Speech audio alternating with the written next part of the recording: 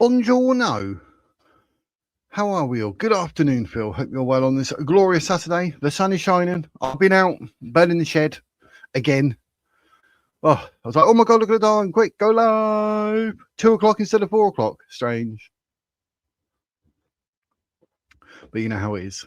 But yes, so for the next, hour and a half, 2 hours? What are we doing, geez? What are we doing? We've got to talk, man. We're going to talk. Because it's a call-in show. If you want to call in, you can call in. If you don't want to, you don't have to. Be nice if you did, though. You know what I mean? You know what I mean? But yeah, it's all good. It's all good. But obviously, before we start, I'll do my usual little verbal diarrhea. You know how it goes.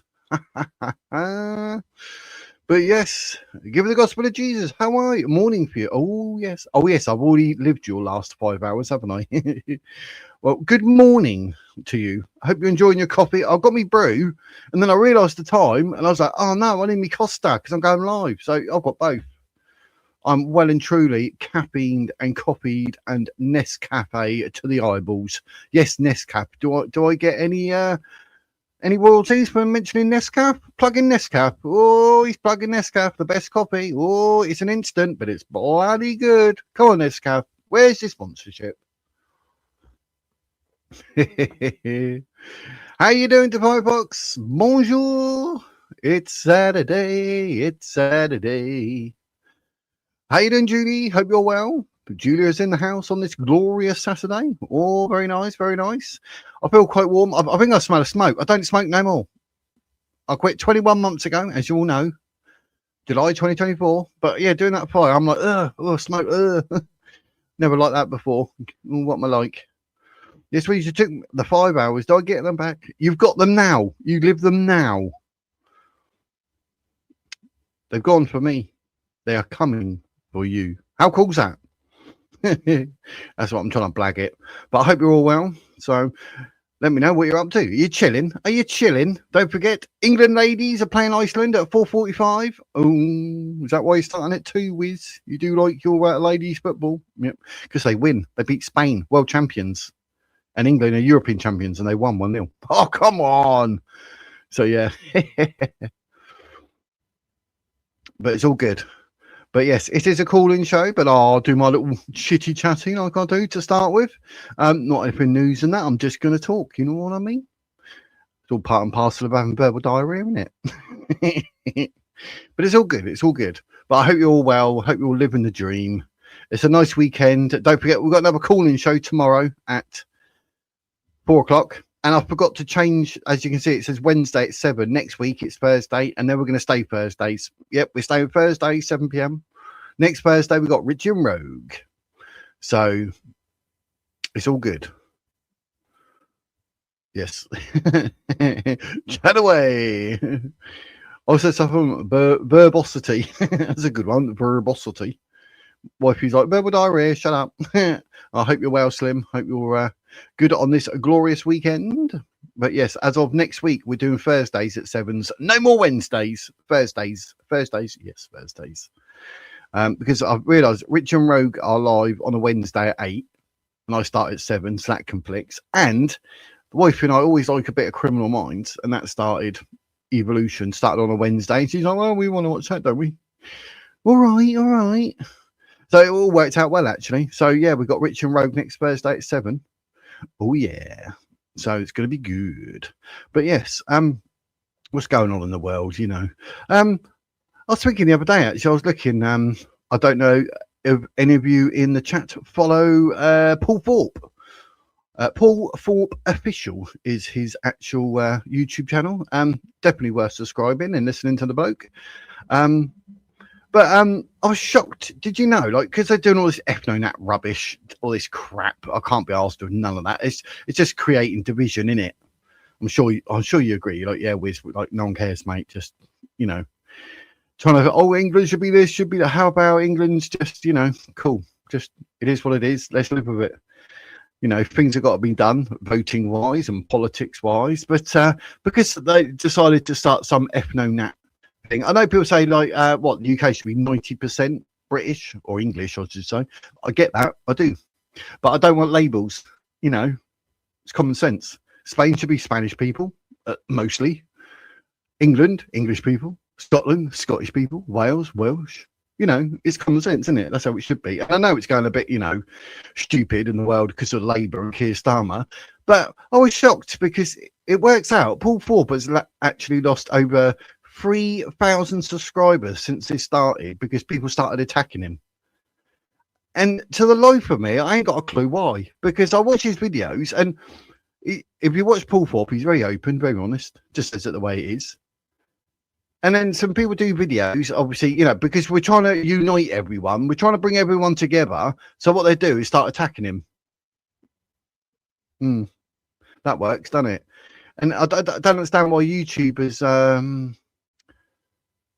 are attacking fellow YouTubers. It makes no sense. It's always, you know, doing a video. Oh, this person said that and it's wrong because, yeah, I get that, you know. But the females show the men how to do it. Sorry, lads. Julia has spoken. So, yes, Paul's a good friend of mine. Yes. Oh, is he? Oh, I mean, I don't know him personally, but I've got to know him. I've got him on WhatsApp. We do talk. We haven't spoken for a couple of weeks, but, you know, it's not sort of like got to get hold of him every single day or every single week. He'd probably think I'm a stalker. But, you know, but I do follow him. He's been on my channel 3 times now, I believe. 3 times because he speaks sense. How you doing, Jenny Aselli? How are you? I hope you're well on this glorious Saturday. But yeah, but all these people hating on him, I just don't get it. I mean, I followed Paul for a while. Never to do with watches. I've always loved me watches, but they're called timepieces, not watches, just so you know. I do like my Breitling or Breitling or whatever you want to call them. But Paul Thorp was a good man. I followed for a long time. Yeah, exactly. But he's a family man. He talks like he wears his heart on the sleeve. He talks about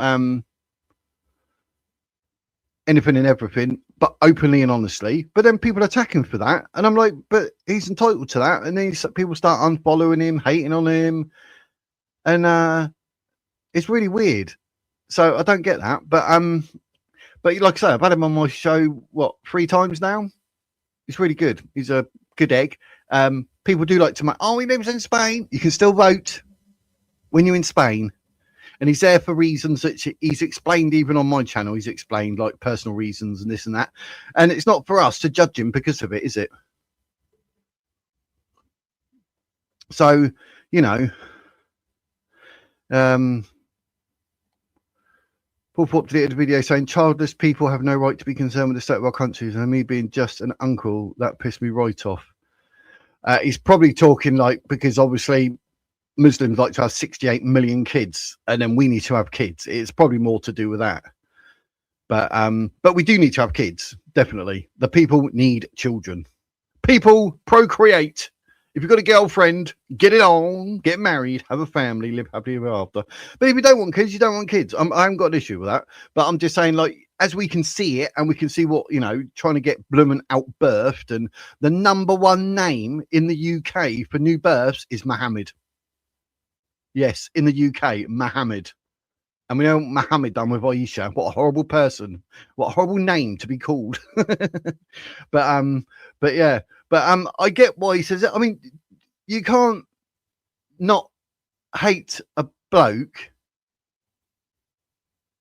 just for having opinions, because we're all entitled to opinions, aren't we? So, you know, I don't agree with everyone. I'm sure everyone, you know, some of you in chat, I've said some stuff and you're like, I don't agree with you on that, Wiz, but, you know, 80-90% of it I do. So, you know, that's the way it is. You know, to have an opinion on that, I mean, I can see what he's saying if it was done in the context about, you know, because of the Muslim birth rate, and every Muslim has about 4 wives in this country, 1 legally married and the other 3 through Sharia court or whatever it is. So they're all unemployed. So he's got 4 women, all have 4 kids each. That's 16 kids per man, and they're all on benefits. So if it's something to do with that, I get it. But you know, at the end of the day, do whatever. But it is what it is. There was a lot of complaints about the money that was gathered for the guy that died in prison. 46, right, it was supposed to go to his family. They got nothing. Oh, I don't know about that. I don't know about that, mate, at all. But I don't think that had actually anything physically to do with Paul Thorp.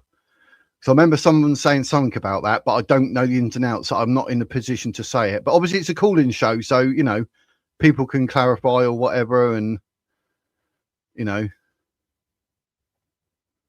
it's always clearly directed. It was him saying, "If you don't have children, shut the fuck up."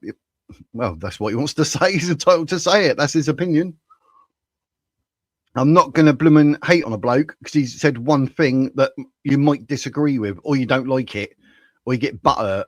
Do you know what I mean? I'm not going to dislike a bloke just for that. It's not, you know, not happening. You know, we're all entitled. You know, someone might say, "Oh, I'm going to vote Labour." I'm not going to not like you just because you vote Labour, but I'm going to be advising you seriously, like, sort your head out. Do you know what I mean? So, but I get what you're saying, because if you're not having kids, like, where's the future? Where is our future? I won't be able to have children, but Paul didn't mean it the way some people took it. Exactly. That's it, Jenny. People want to take it in a way because they choose to be offended. So it is what it is. But, you know, I've got no issue. If someone wants to be offended by what you said and take it in any which way they like, crack on. But I like the bloke. He's an honest bloke. He's a family man. I'm a granddad. He's a granddad. I'm called Pops. I'm not a granddad. I'm a Pops. I'm only 49 geese. But yeah, so, you know, it's all good. But whether you like him or not, it's up to you. You know, I'm not going to say any which way. I'm not going to tell you how you have to feel about a person. I just thought it's worth mentioning that I just seemed a bit weird. It all went a bit weird, and 3,000 people unfollowed because of what other people said. When you think, you know, if someone said to me, like, about Richard Inman, say, I would literally go out of my way and watch at least 5 of his videos. I would, because then I can make up my own mind.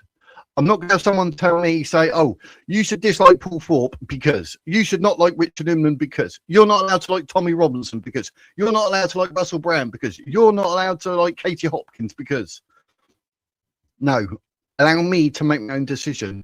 And, you know, we all hate Zach Palansky and Keir Starmer, I know, but you know, we can all be open and honest enough to agree to disagree. Of course we can, and that's why I do call-in shows, because people can say, "Look, I don't like Paul because," and I say, "Well, I like Paul because." Do you know what I mean? It's not really up for debate because you're entitled to your feelings. And if you know, if something was said wrong and you didn't like what he said, you either forgive and move on, or you hold it against him and you unsubscribe. But I'm not like that. But I've had him on 3 times, and for me, he's just open and honest. He just says it. If he feels whatever, he's going to say that, and he's entitled to that. So, do you know what I mean? So I haven't got an issue with him, and I haven't got an issue with him living in Spain, because you can still vote in Spain for Britain. I mean, I know he said he wants to come back at some point, and he's got a lot going on, but you know, and we all. So, you know, so it is what it is. Don't worry, I've been on a few live streams putting these idiots in their place. Paul, Richard are decent men, just like you was. Yeah, I mean, try to be open and honest about it. If someone wants to dislike me just because I said one thing, I mean, they're not worth knowing anyway, are they? But if they're like, well, you know, I watched The Wiz, 99 out of 100 things I agree with, then happy days, you know. We don't have to be full out 100% in agreement to be friends. We don't. You might like someone, I don't. You might, like, in the Max says, like, Paul Thorp, he obviously gets to the point, probably quite a strong word, hate, but from his comment, I assume he hates him. Not a problem, but that's your choice. For whatever reason, that is your choice. I'm not telling you you're not allowed. I'm not telling you you're wrong. I'm just saying, for me, it is such and such. Do you know what I mean? So, yeah, you know, I'm sure there's people, you know, I'm a Tottenham fan, for crying out loud. I'm probably going to get relegated. You're not going to hate someone just for supporting Tottenham, are you? Do you know what I mean? Even though I live in Portsmouth. So, you know, it is what it is. And to be honest, Paul Thorp supports Fulham. Fulham? Who are they? Exactly. Do you know what I mean? So, yeah, I know. That didn't help, did it? They're like, kids. So, exactly. Yeah. But, you know, I'm not going to fall out with anyone for having a different opinion. Of course I'm not. You're entitled to it. So good for you. Good for you, my friends. That's what I say. It's all good in the hood. Yo, yo, happy record store day. Got all the records I wanted this morning. Yay, happy day. What, on vinyl? Do you get the vinyl? I do like vinyl. I used to do a bit of mixing and that, like I did. And then I've done it with like CDs. That's weird. But yeah. Paul did not mean it like that. If you don't have kids, he explained that. Yeah. That's what I mean. But people don't want to listen to the second bit. They take the first bit and that's it. So, you know. Bonjour, bonjour, bonjour. Whatever opinions, and I'm not a fan of Paul, I'm not hiding that. Yeah, exactly. That's it, mate. That's what I'm saying. You don't have to like everyone I like. I don't have to like everyone you like. Do you know what I mean? I like Paul Thorp, but I don't like my mum. Do you know what I mean? So, yeah.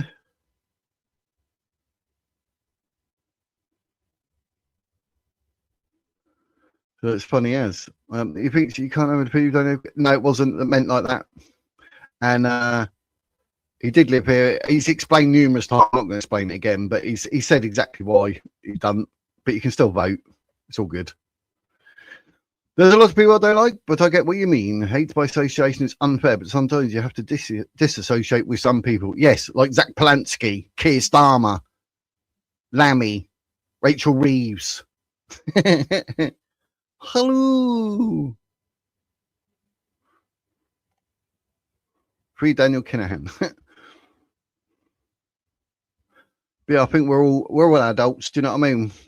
When we go to the voting booth, you know, you could be voting for someone like you could vote for a Restore, and then you know, you say all that, but when you're in the booth, you vote Labour. Do you know what I mean? Bit sneaky, like, do you know what I mean? But we are who we are. But I think we use Paul's move to Spain as an excuse to be nasty to him. Perhaps they're just jealous. I'm jealous. I mentioned about moving to Spain. My missus like, you taking the Mickey Mouse, mate? Do you know how many kids we got? Do you know how many grandkids we got? I've got no hope. I've got no hope. But yeah, he can still vote. So, you know. But yeah, it's like he's not allowed an opinion. But of course he is. We can all have an opinion. Like you have your opinions in chat and I go through them all. I go out my way to make sure it all, you know, I get all your bits and bobs up. Some like when he said like about Paul, I know I ignore that because it's like pure hatred. And I just said, right, the bloke hates him. So, you know, I'm not going to put up things like that and sort of stoke the fire or whatever. But you're entitled to your opinion. And it's nice that we don't all agree. It'd be boring, wouldn't it? It'd be like, oh, yes, we. We'll be nodding dolls, isn't it? So 59 and Nana of 5. This is about the kids' future, not about YouTubers. 100% agree with. Yep. That's it. I'm 49, 6 kids. Lost count of about 12 or 14 blooming grandkids or some. Remind me that when it's Christmas, mate. But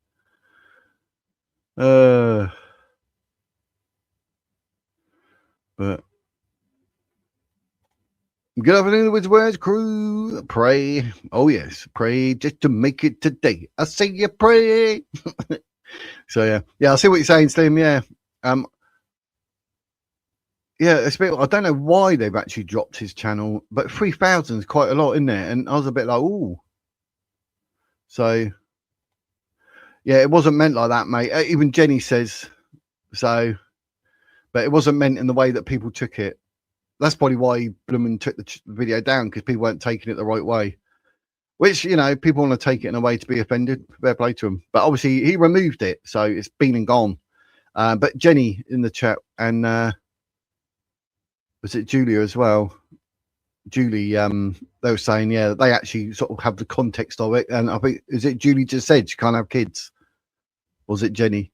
One of them said, but, you know, they still like Paul. So they obviously took it in the way it was intended. So, but yeah, always try and get the truth. But even if he said that and I didn't agree with it, I'm not going to unsubscribe and then suddenly not like him. I mean, I'll still message him on WhatsApp and that. I'll be like, oh, don't agree with what you said there, mate, but I can see what you're getting at. I just don't agree with it. That's what I'd say. But good for him. So, you know, if you don't want kids, don't have kids. I always thought that I wouldn't have kids, to be honest. I always think on the lines that I won't have kids. Didn't want kids because, like, how crappy childhood was for me. I was like, do you know what? I'm not putting children through all that. Then I thought, hang on, I'm different. So, you know, it's all good.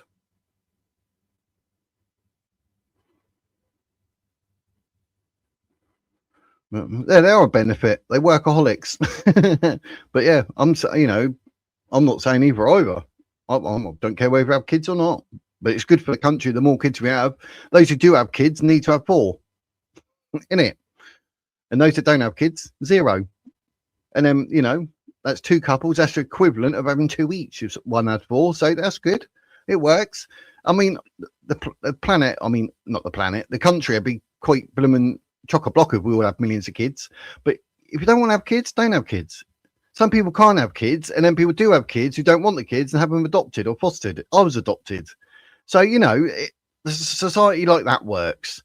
So, it's not something I'd ever sort of even bring up in conversation. But, when we're talking about sort of like removing the child tax thing, tax limit, child limit, whatever it was, and all that, and then full well that the Muslims are just going to take advantage of it and take the mick and claim, then you're allowed to say something and say, come on, Britain, have babies for Britain. Yeah, well, I don't know, mate. I do not know. I tell you, he sacked someone, didn't he? But then they saying he quit. Ollie something, or was it? I don't know. Some bloke trying to put him into blame. But yeah, it's crazy. But I don't know. He's all slippery. But that's what I was going to say, ladies and gents. We done the poll yesterday, didn't we? And I completely forgot about it. So I don't know. How do I get the results like a day late? How silly was that? We said about Starmer, didn't we? Like whether he'd I wonder if it'd be at the end of the actual video. Let me have a look at yesterday's video. Yeah. Oh, how stupid was I? Did we do it on X Posts Friday? Was that the day we done it? What a wumble. I don't know, because I've got chat replay and all that. Oh, the poll's not there.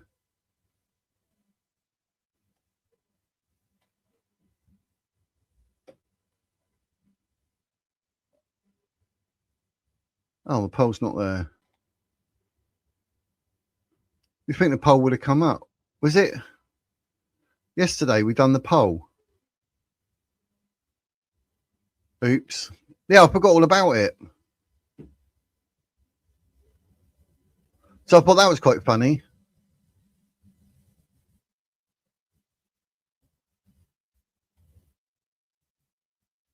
But yeah, it's not there. So yeah, that was a bit. Wizards of Womble, literally done. Oh, I've done it and then completely forgot about it. What an absolute banana.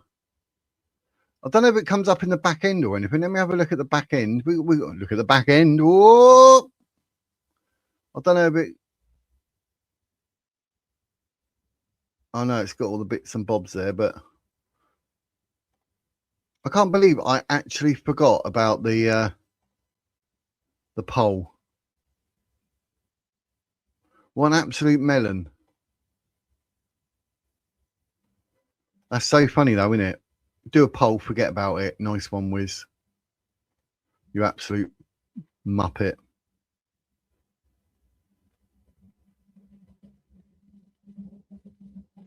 Oh well. No. Can't find it, geese. What have I done? Oh. Right. I'm already 7 minutes behind in the chat. It's a call-in show. So anyone wants to call in, let me know and I'll put the link up. If you don't want to come in, then I'm just going to carry on talking. It's as simple as that, isn't it? You see, you've followed him longer than I have, Slim. I missed all the watch stuff, but I wasn't a massive YouTube person before. My life really wasn't online at all.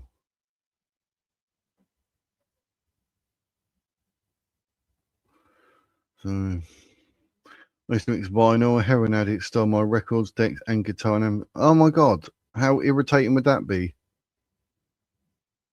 That'd be so irritating, isn't it? Typical. You should have got around cash converters and all that. When Paul talked about it ages ago, I encouraged him. Yeah, I mean, some things have to be spoken about, don't they? They have to be. How you doing, Robert? How you doing?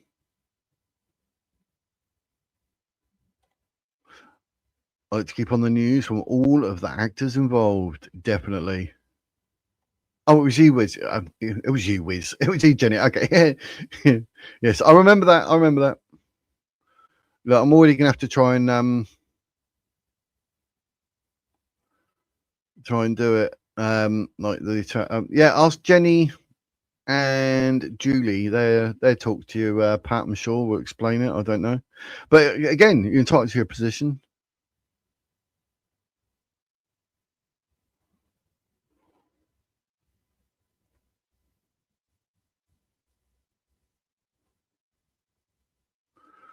Yeah, definitely looking after them, innit? That's the thing. Yeah, it definitely comes in handy having a standing babysitter.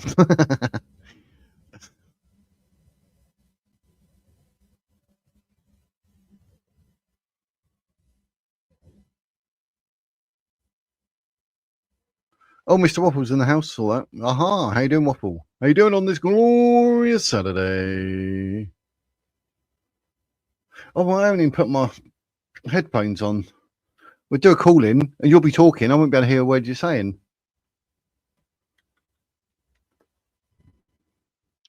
So there we go. I've got to have that on and off. But yes.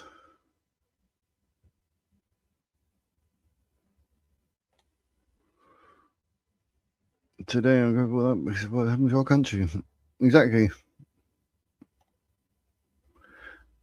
You guys got to be resident ordered to vote, and you're supposed to be resident, I think, 6 months before you vote. I don't know. I'm not too sure. I'm not too sure on how that works, to be honest, mate. I know you've got to be registered, but I don't know how all that ins and outs and everything works. Oh, just got a Kofi little. I've got to open my Kofi window. Sometimes I get these and I miss it, and I'm like, oh, it's Shield Miller. I'm in the garden tidying up, so you're in my ears. Ooh, I'm in your ears. You are tidy in the garden. I don't know what I'm trying to do there. I'm trying to speak you out. But you are listening. Have a great show. Thank you, Shield. I really appreciate it. Thank you, thank you, thank you. I do appreciate your support. Happy days. Oh, happy days. Oh, I pressed the wrong button then. That was my bad. Did everything freeze then? That's the whiz being a plum. There we go. That's better. Right. Oh, hello. Guess who? Bonjour. How are you, Julie? Hi. I'm all right, thank you. How are you? I'm living the dream, as they say. Good. I'm glad you are. I hope you don't mind, but I've sort of popped on. This always seems to be a decent channel with decent people in it that have brains that can think for themselves. So, regarding the situation with Paul Thorp, Richard, etc., what they were saying was that yes, this country should be 70% British white. What they were saying is it can't be 90%. It's gone too far. A lot of people were born in this country. A lot of people work hard. They've integrated. They've fitted in. They've contributed. They follow our culture. They respect our culture and our ways. Some people didn't like that and said they were against Restore. They didn't say they were against Restore. All they said was that people have to be careful how they word things. That was it. And there are some people that are incapable of thinking for themselves. There are some people that if you don't agree with all what they are saying, they will be vile. I've been on people's channel I'm always polite. I'm never rude, because you don't have to be rude. If you go in being rude, they're not going to have a conversation with you. Sometimes Yep. they don't want to, but mainly they do. I was brought up to be polite, to listen to both sides of the story and make up my own mind. Now, even though I'm loyal to my friends, I will say to my friends if I think they're wrong and they've got something wrong, because that's what I call loyalty and being a friend. You should be able to say to your friends sometimes, well, I don't agree with that. And if they don't want anything to do with you because you don't always agree with them and blow smoke up their arse, then they're not really friends in the first place, is how I look at Yep. that. So they got really attacked. And I have been on channels and, said this, and the point is we need to unite. Everybody needs to try and be on the same side. Now, we don't always have to agree with everything. We're never always going to agree with everything because we wouldn't be human beings. But what we have got to do is to win this country back for our children's future, to have the sort of upbringing and the freedom that we once had. That was it. And um, there are some very, very vile people about.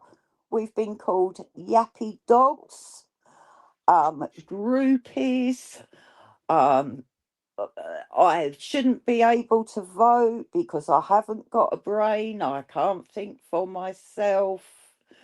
So, I come on channels to say I am no yappy dog. I am no groupie. I have a brain. I can think for myself. I can listen to both sides and make up my own mind.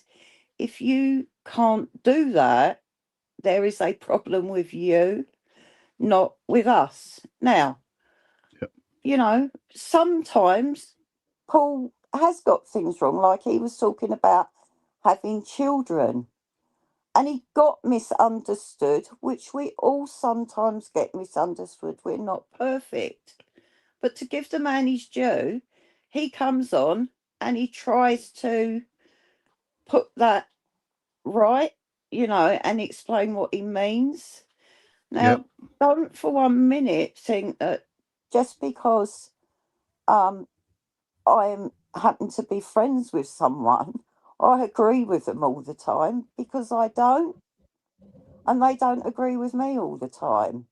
But I'm just letting people know there are some really vile people about that have said really vile things about people's disabilities.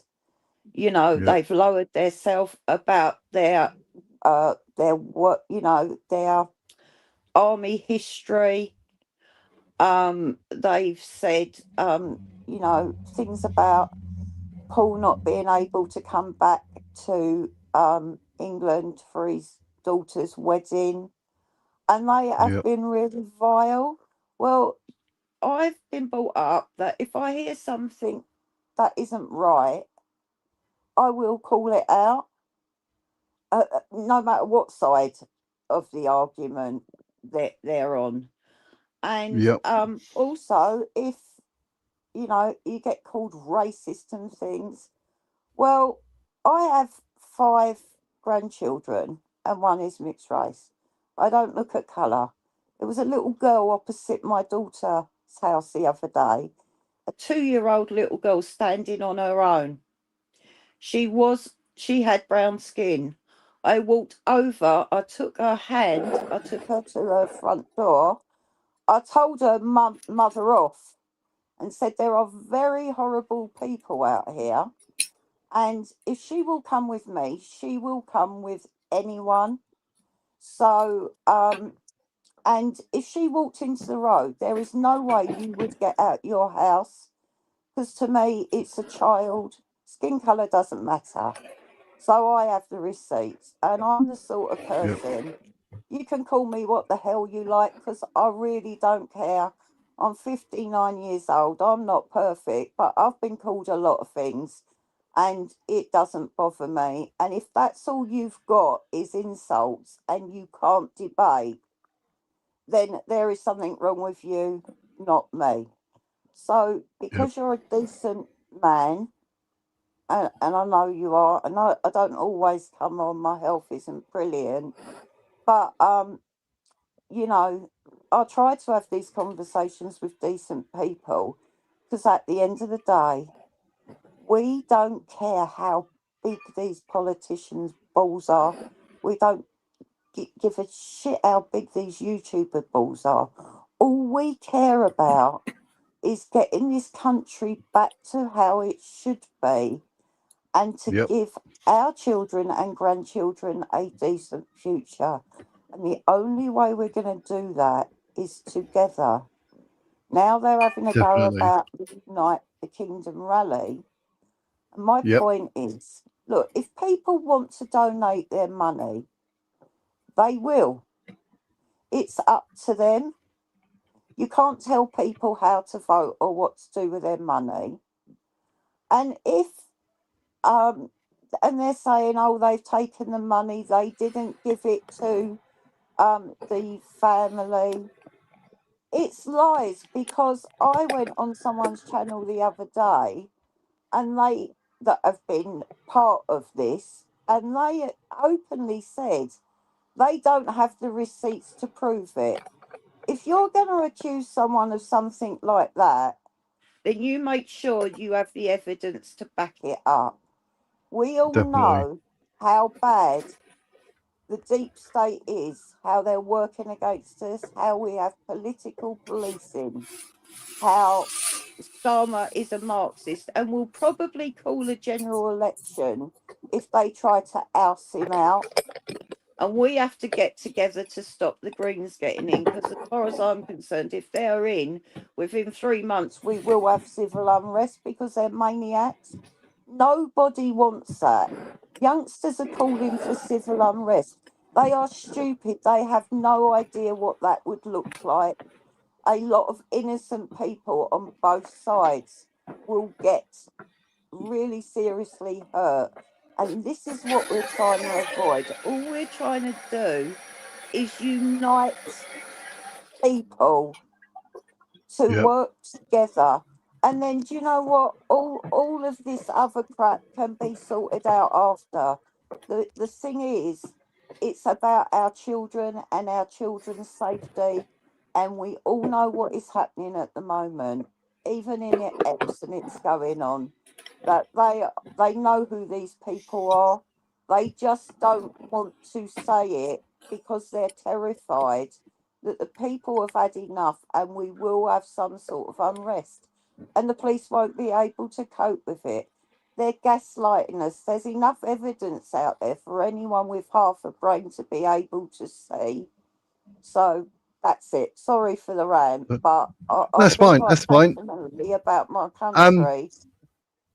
what Yeah, because I Please. did see actually was the Tommy Robinson, the Palestine thinks they've got a right to walk there and they shouldn't. I was like, here we go. But let's read it back just a bit. So because I was watching Pat in the comments there, what was the actual context that Paul meant with regards to the if you haven't got children? Because I think that's what I mean. I don't know. I never saw it, so I can't You say. know But if what? you To saw it, be I would.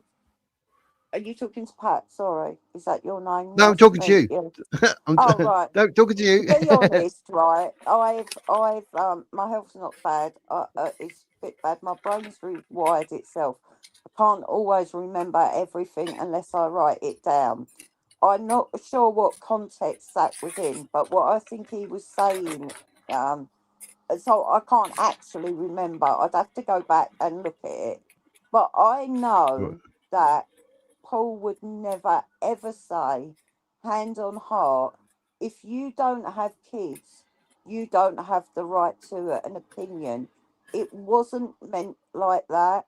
He was talking, um, I'm not sure what he was talking about now, because I can't remember, but I also know because people got upset about that and he was misunderstood, he came back on, he made another video and he explained himself. Paul is a sensible man. Some people can't have children or choose not to have children. He understands that. That's personal. So to be honest, I'm always open and honest. I can't, it was a while ago, so I can't remember, but I do know that he did correct it because it was taken wrongly. And Right. if he had said that in the wrong way, on my grandchildren's life, I would be the first to be saying to Paul, "Oi, I'm not having that." Yep. But that wasn't how it was meant. Nobody is perfect, but he would never say that and mean it in that way. We all get. Yep. I went on a channel the other day and I was being polite. And some of my friends took it that, why are you being polite to these people? They're vile. When I have to go on the attack, I have no choice because people are being vile. I will.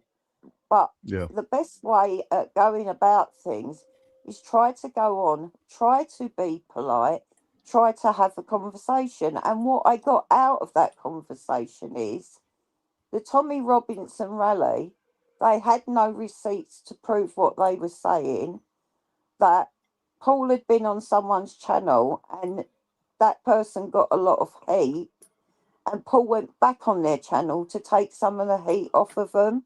They were disagreeing, they were, and he had to say that was a decent thing to do.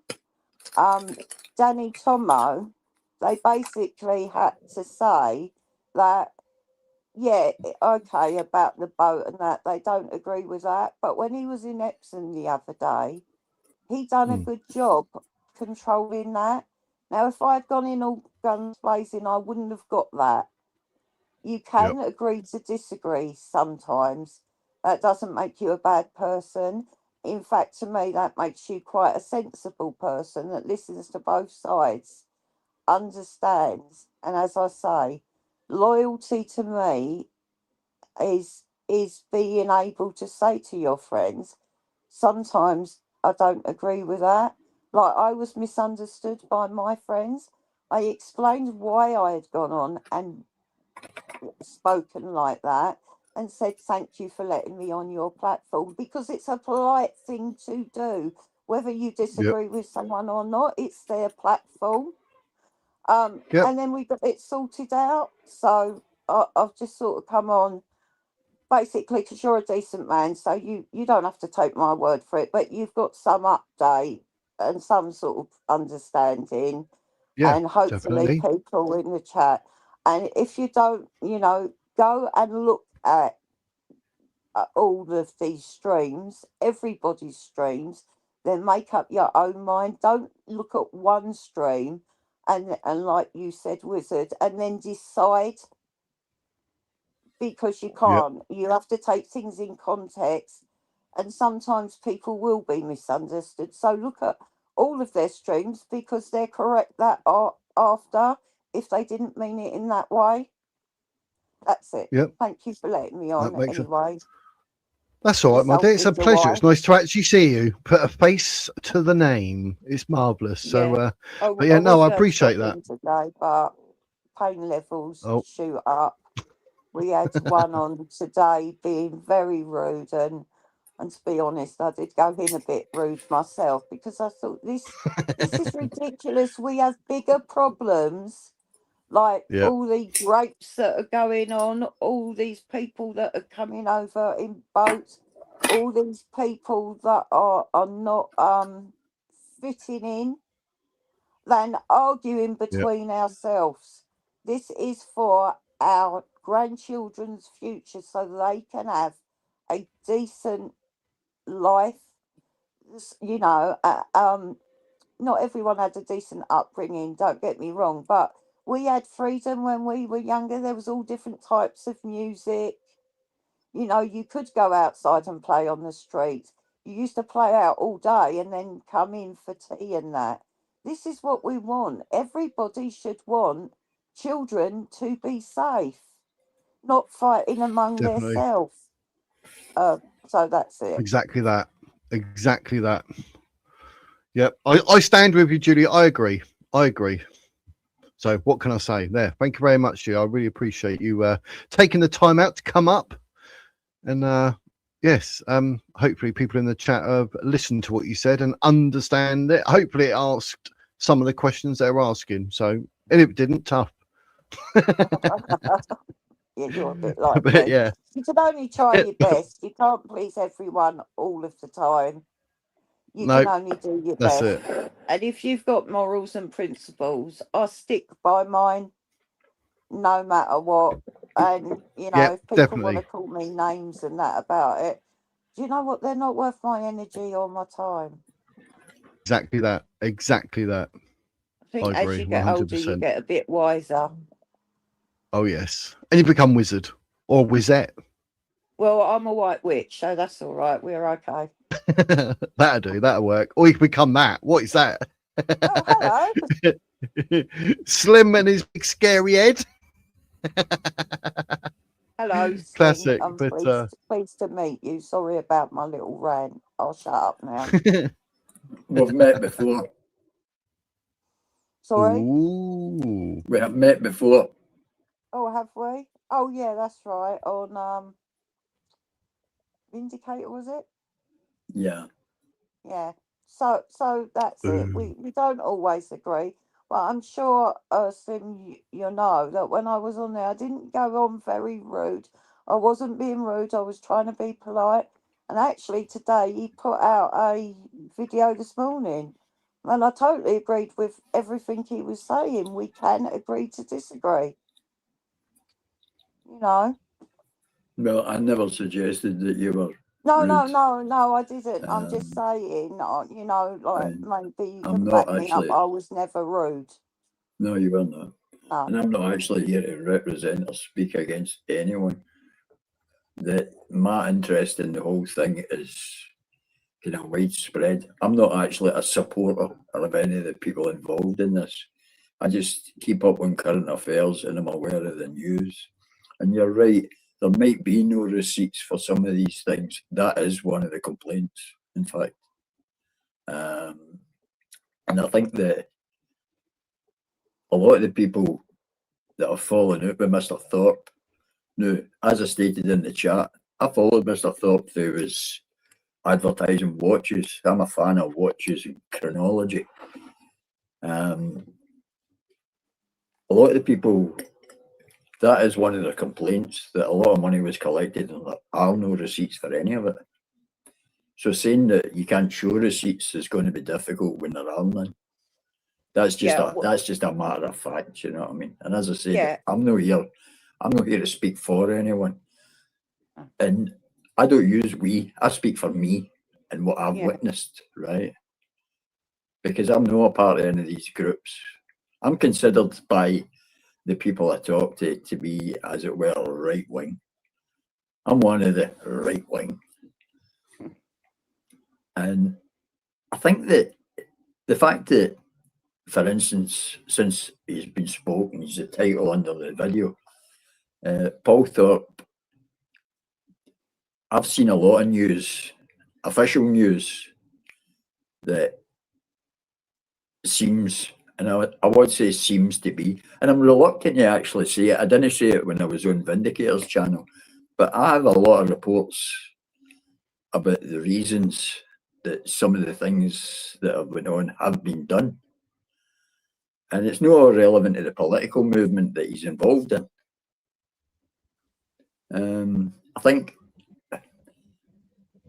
I think there's a lot, and you're right, there's a lot that could be said. And I also have no receipts, but I can tell you to go look them up for yourself.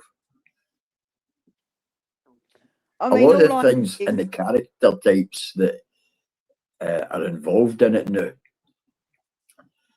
I think the shade that's been cast, I'm more interested in the main players, right?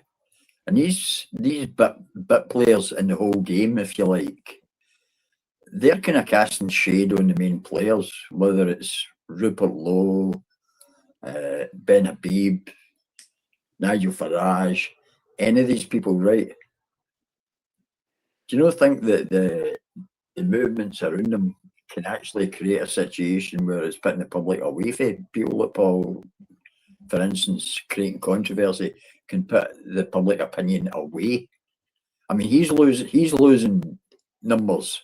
So maybe other people are thinking, wait a minute, if he's standing by this guy, that guy, or the other guy, and that's the sort of person he wants to associate with. Now, I'm not talking about my opinion, I'm talking about the 3,500 people that have ditched his channel, for instance, right? Do you not think they might think against the movement as well? Yeah, all I can say is when I've been to the rallies and they've handed the bucket around, right, so I can only speak for myself. No one has ever pressurized me to put money in, right? That bucket comes around and it's up to you if you do. Paul has actually never been a part of the Unite the Kingdom movement, like a part of it. He supported it, and I know he's donated to it, but he hasn't actually ever been a part of it. He hasn't been an organizer or anything like that.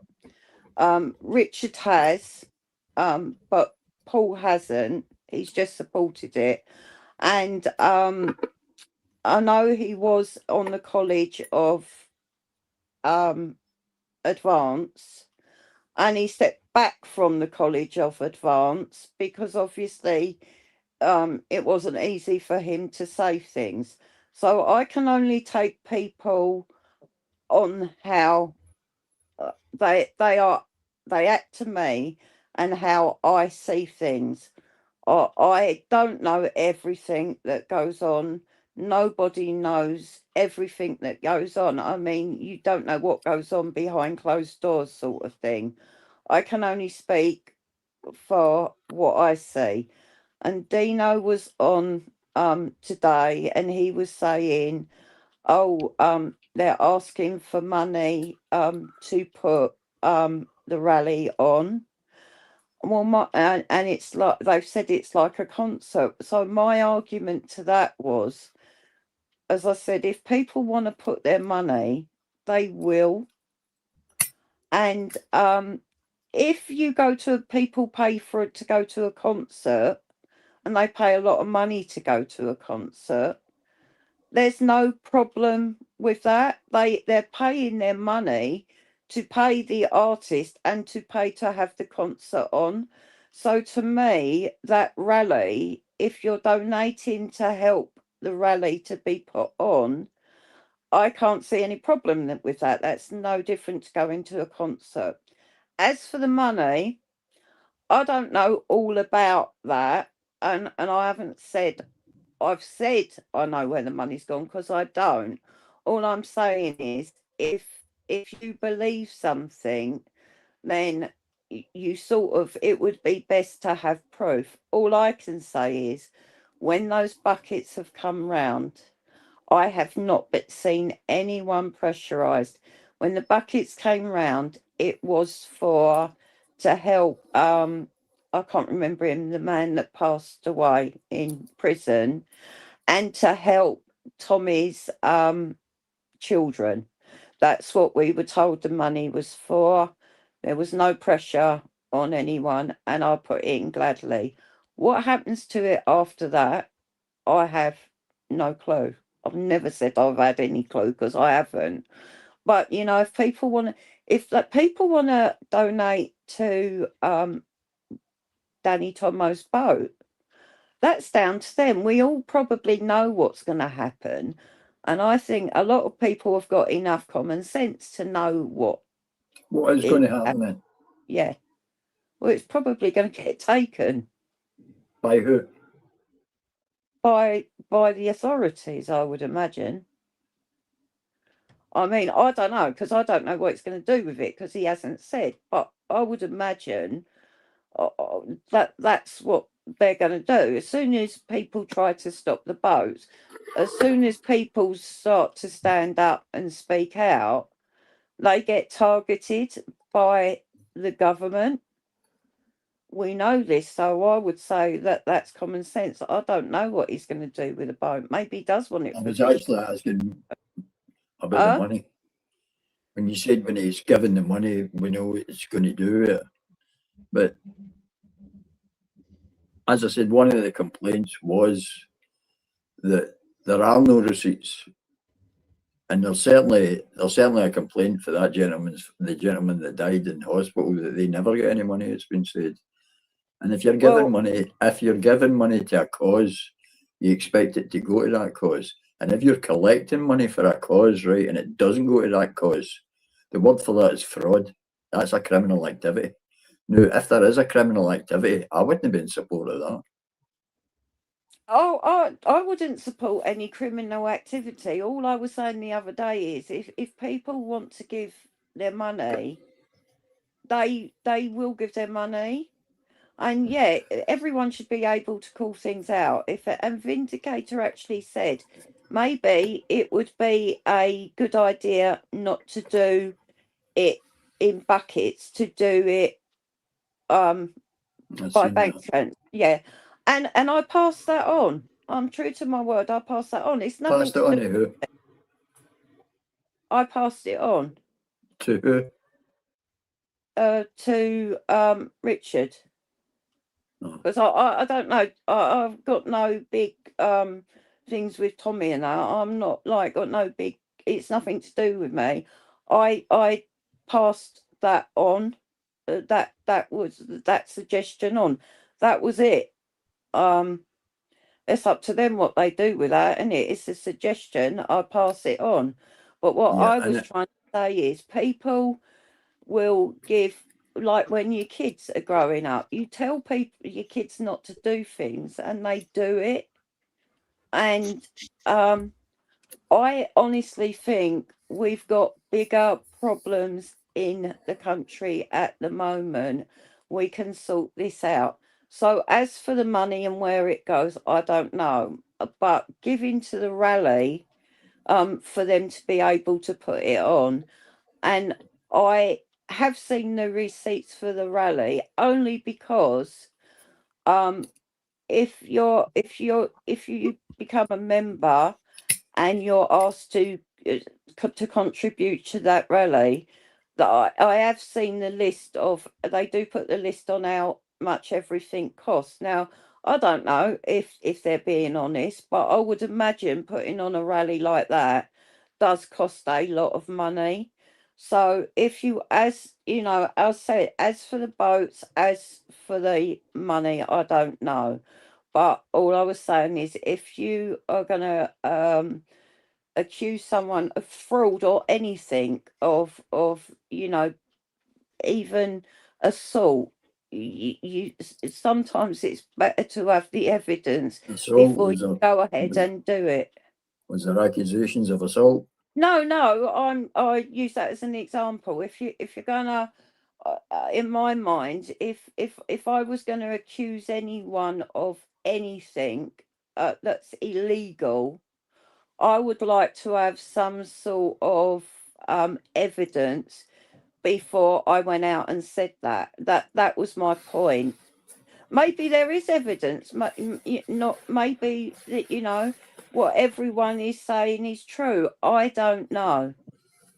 But I try to listen to both sides, and then I think, well, if people want to give their money, obviously everyone has the right to call people out. I sort of understood that the GoFundMe, there was money, that money was still sitting in there. I don't know, because I don't know Peter Lynch's family, and that has nothing to do with me. If people want to, but when the buckets were passed around, there was no, like, it's up to you if you want to donate, you don't have to, sort of thing.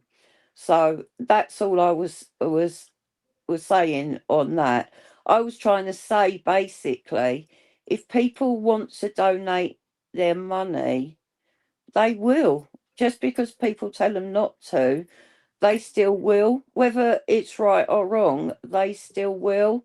I just think we've got bigger things to worry about in this country. at the moment, all of this will come out in the wash, if you see what I mean. My main concern... Can I get a moment to speak? Yeah, sorry. You're basically, I don't want to be insulting, but you're basically repeating yourself now, right? You're right in saying that people will do what they want, but people should do what they want having the foreknowledge of the reason for them doing it. And I think personally, now, as I said, I'm not actually speaking on anybody's behalf. I'm not connected to any of these people. I will say that it's noticeable that Paul Thorp's name's in the title and suddenly you're up speaking on his behalf again. I would say that stuck out because I went on completely randomly. It's the first time I've ever been on Vindicator.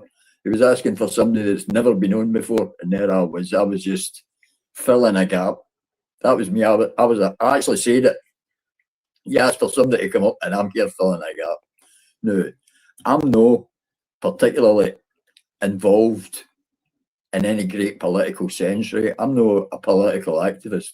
You mentioned on that cast that you've been at every one of these things, so you've obviously got a great interest in it, whereas I don't.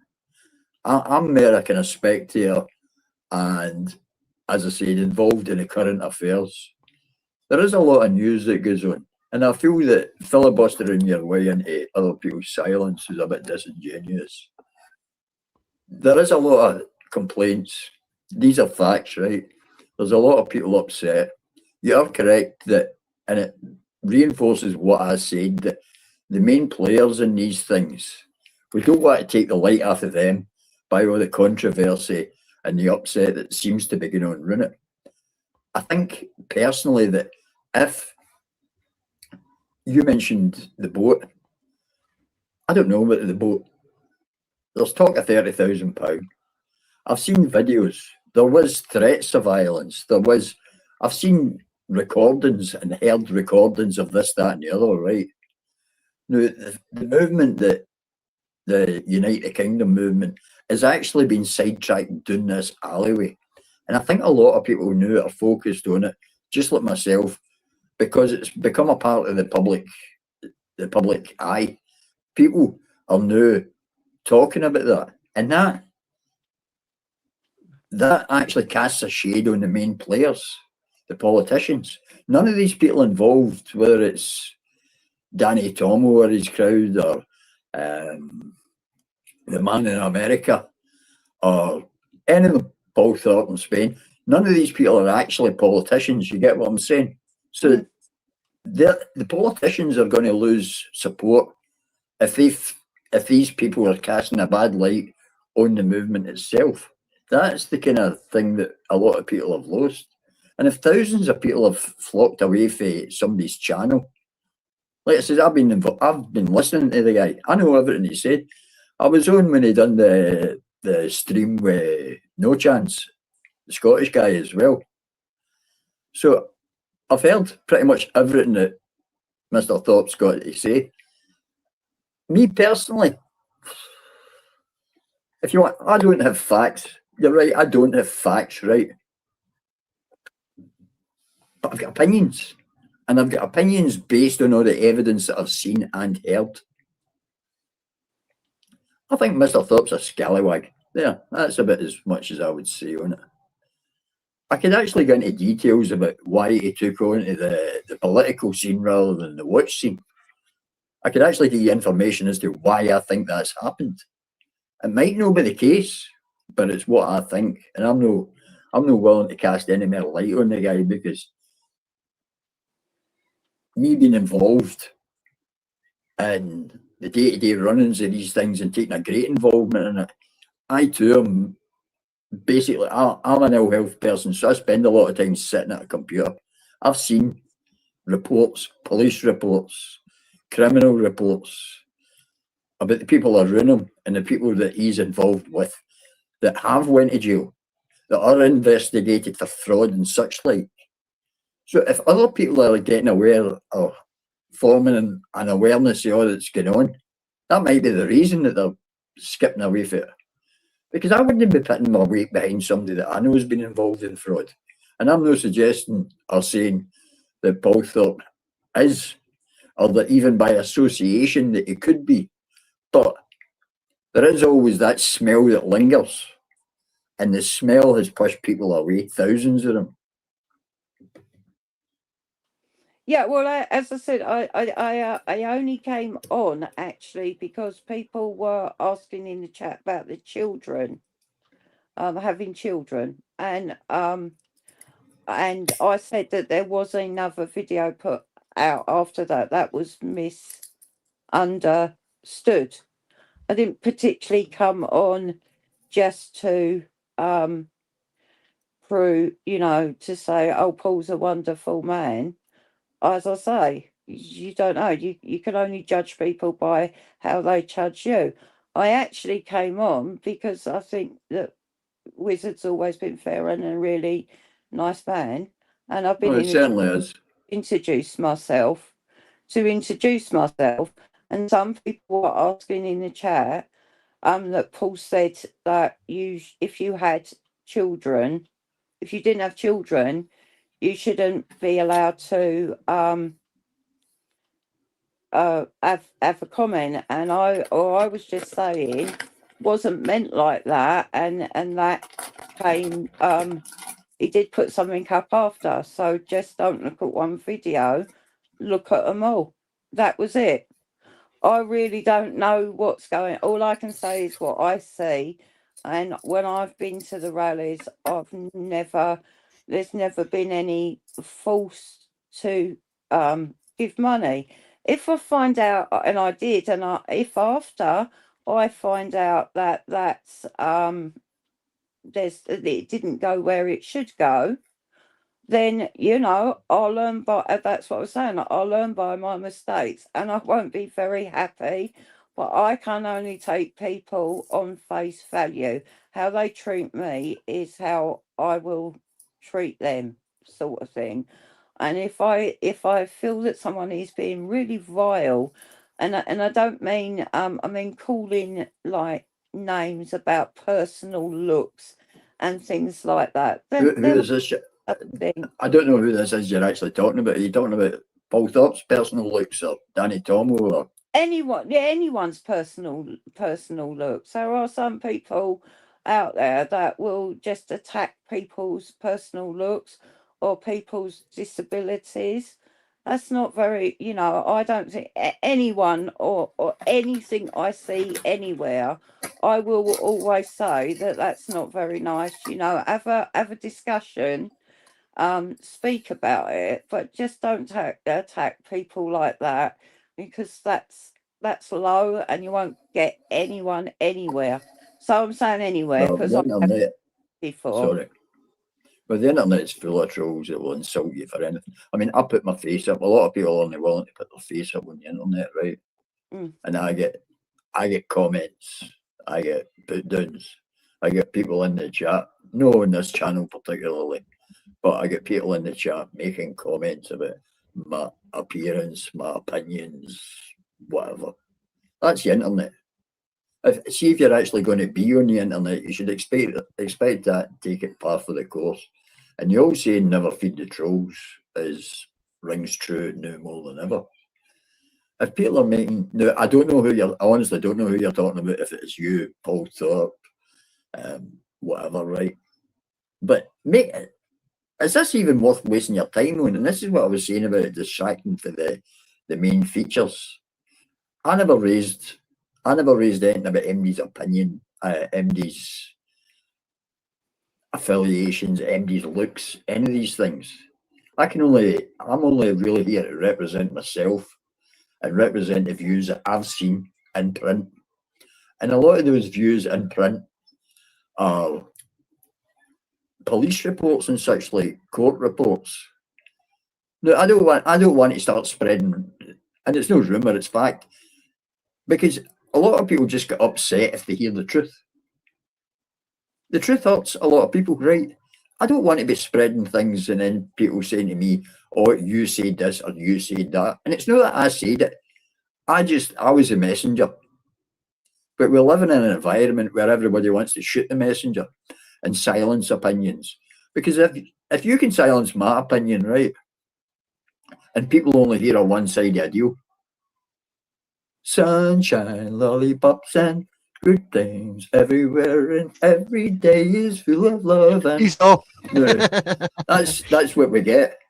But I think if people are supporting, especially people that are living in the public eye, they should be aware and be informed as to their activities and their background and such like. We need to make sure that people only, as far as I'm concerned, and I'll listen to your opinion now, I'll let them get stung. No, I'm not forcing MD to DN. I'm not particularly telling. If you want to take your wallet out and chuck it in the Clyde, that's all right with me. I really don't care if you want to take your wallet, your credit cards, all your jewellery, your car, although the car would leave an oily slick. Chuck a lot in the Clyde for all I care. It's really no my business. But if you're supporting a movement or an activity, it's pretty much you should be paying for where it says in the tin. And I think what's on the tin matters. If you're actually getting involved and they're saying we're going to do this with the money and it goes to that, if the man that died in jail, his family get nothing, when people have handed over it, like I said, to me that's fraud. If you're misrepresenting the situation so that people, you've tugged on their heartstrings, you've spoke about the little babies, oh, I feel sorry for the children, oh, pity the poor kids, give me money for the kids.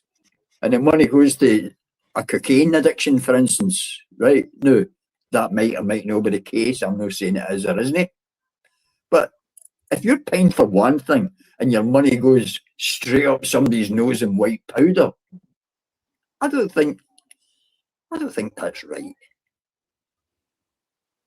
And what's more, if that is the case, right, and these things are happening, they people will move away from that movement. That's a simple fact, and the support will fall away. Now, you're right in saying that we're up against it. We've got major problems that we should be focusing on. And I'm sure even the Wiz would tell you, I wouldn't be talking about these things if it wasn't topical at the moment on this channel at this time. I'd be talking a lot of garbage. I'd be talking about aliens, UFOs, what I had for my dinner. Usually what I had for my dinner, in fact. I'm quite a foodie. The Wiz would tell you, right, Wiz? Oh, yes. Right. Now, these things are being spoke of because they're there in the zeitgeist. It's floating about in the ether. Oh, I hear a wee titter that. I hear something that somebody said. Somebody else postulated what happened to the money. Oh, no, they want the receipts. Oh, there's no receipts. We collected it and it just disappeared. Do you know what I mean? We don't know where it is. Oh, God. And then somebody actually invented it, and then there's facts. There's facts. The guy's family have said they've not seen a penny. Now, that's a fact because they put that in print. That is a receipt.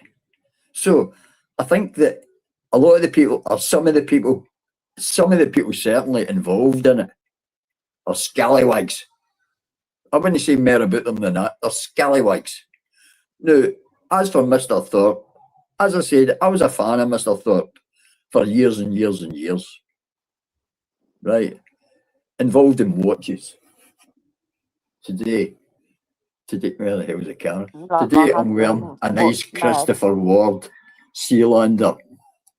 The Sealander, right? 39mm. Now, I couldn't afford to buy the watches that Paul was doing reviews on, which is why I watched it. He'd put a watch up and I'd say, ooh, that's nice. And he'd put a watch up and I'd say, ooh, that's even nicer. And then he'd put another watch up and I'd say, oh, see, if I could, that's more than the price of my house, that watch. I would love one of them. Right? I don't know if I'd have bought a watch off him. I don't think he'd have got a great deal, and he's a really smooth talking salesman. And this is one of the things. He is a salesman. I think he'd be able to talk to knickers off MD. Right? You're dealing with people that are sharp operators. They're good at what they do, and what he done was sell expensive items. Good luck to him in that. But one of the things that's come to light recently is the reason he moved from that to the political arena. Why? What are you aware of? The talk or tell why he moved for the selling watches and his family's involvement in watches to the situation that he's in now, where he's dealing with politics. First of all, like I say, I respect your opinion. I respect everyone's opinion. Everyone's entitled to opinion. I don't want to be misunderstood for that. No, I know something that it doesn't have anything to do with his son. I don't really know why. I don't, I don't know why. But I look at that. Well, I'm not buying any watches. I'm not buying anything, and that's a personal. That's between them. That's a Not family if you're in the thing, public arena. or a criminal thing. But other than that, no. I think I was led to believe he moved to politics because he was retiring anyway, and because of all the things that goes on with watches. You know yourself, you can't walk up the road with a nice watch on. It's a bit dangerous to do that, sadly, now. And he knew he'd lose a lot of business if you start talking about the political scene, but he felt it was time to do that. That's all I know. That's Well, it. people can look it up for themselves. There were police involved. I will say that there were police involved prior to Paul moving to Spain, right? Now it I'll say might or might not, and give the benefit of the doubt, be for the reasons that I've discovered. Now a lot of people will know a lot of the things that I do know. That's a simple matter of fact, because I'm heavily. There's people come onto this channel, right, and they've got YouTube channels. Most of the people in the chat here today will not be involved or have looked at most of the channels. Me, I'm what they used to call the Uber geek. Jake there, I've checked his channel, I've checked his stuff, I've watched a lot of I've learned some things for the interviews and such like the presentations he's done. Is very, I was going to say quite, but very well informed on a lot of things, the slave trade, historical events and such like, right? A lot of these people will not know that because they've not stuck their nose in his business. I'm a person that has checked out most of these channels, has been involved in most of the websites. There's a gentleman that comes on here, and I used the word Ponzi scheme associated with him on several occasions, which he tried to reply to by saying nothing. Now, there's a guy who comes in here and he's wanting to get money. He's looking for $1.5 million, in fact, from the government to finance this community that he's got his fanciful notion of, right? Now, I checked his website, I checked his YouTube channel, I looked at a lot of things around him, because that's what I do. And it's amazing what you can find. There's a seek and you shall find. I'm a seeker and I do find. Now, one of the things about Paul, and it was in a totally unrelated, I actually mentioned it on this channel several weeks ago. It was in a totally unrelated issue that I was actually in a situation that something cropped up on a news feed. And it was involving watch frauds, right? A fraud involved in watches. And on a completely unrelated issue, whose name pops up? I'll leave that to your imagination. Now, if you're associated with these things, and I'm not talking about his son, if you're associated with these things, it does cast you in a light. It casts you in a certain light, right? And I think that's bad for the overall movement, that these people, it's the same people that seem to manage to weasel their way into all sorts of things. And having been involved with a pal of mine that was trying to get involved in politics, I can assure you, most of them are actually completely untrustworthy. Yeah, can I Like the mention? politicians. Hello, Julie. Nice to meet you. Okay. Now, I just wanted to mention something from last night's show with Paul and Richard. I don't normally watch their content. I don't really know much about them, to be perfectly honest. So I've got no skin in this game whatsoever. But it's just an observation that I made, which I think kind of links into what some of the things that Slim has been saying, but in a different way. And it was last night he said that when the Surrey police issued their statement, he said that the phrase, we have not found any evidence of the offence as reported, meant that it didn't happen. And a lot of his chat were agreeing with that and saying, yes, this is terrible. The police are saying that nothing happened, this poor woman. But that isn't what it means. And I think this is where what Slim was saying is really important, because I've spent all of my adult life studying language, so I can understand the nuances. Sometimes I think when people think they understand something, they're actually they're reacting from their emotions. So when that statement came out, the words that Paul and the words that the chat heard were not found any evidence. And they took that as meaning not what happened, but it doesn't say that. It says not found any evidence of what was reported. So it's saying that the rumours aren't true, but the offence did happen. In other words, we all know the rumour was that there was a gang rape by 4 men. That message is essentially saying, no, that isn't what happened. So it could mean there might have been 3 men. There could have been 50,000 men.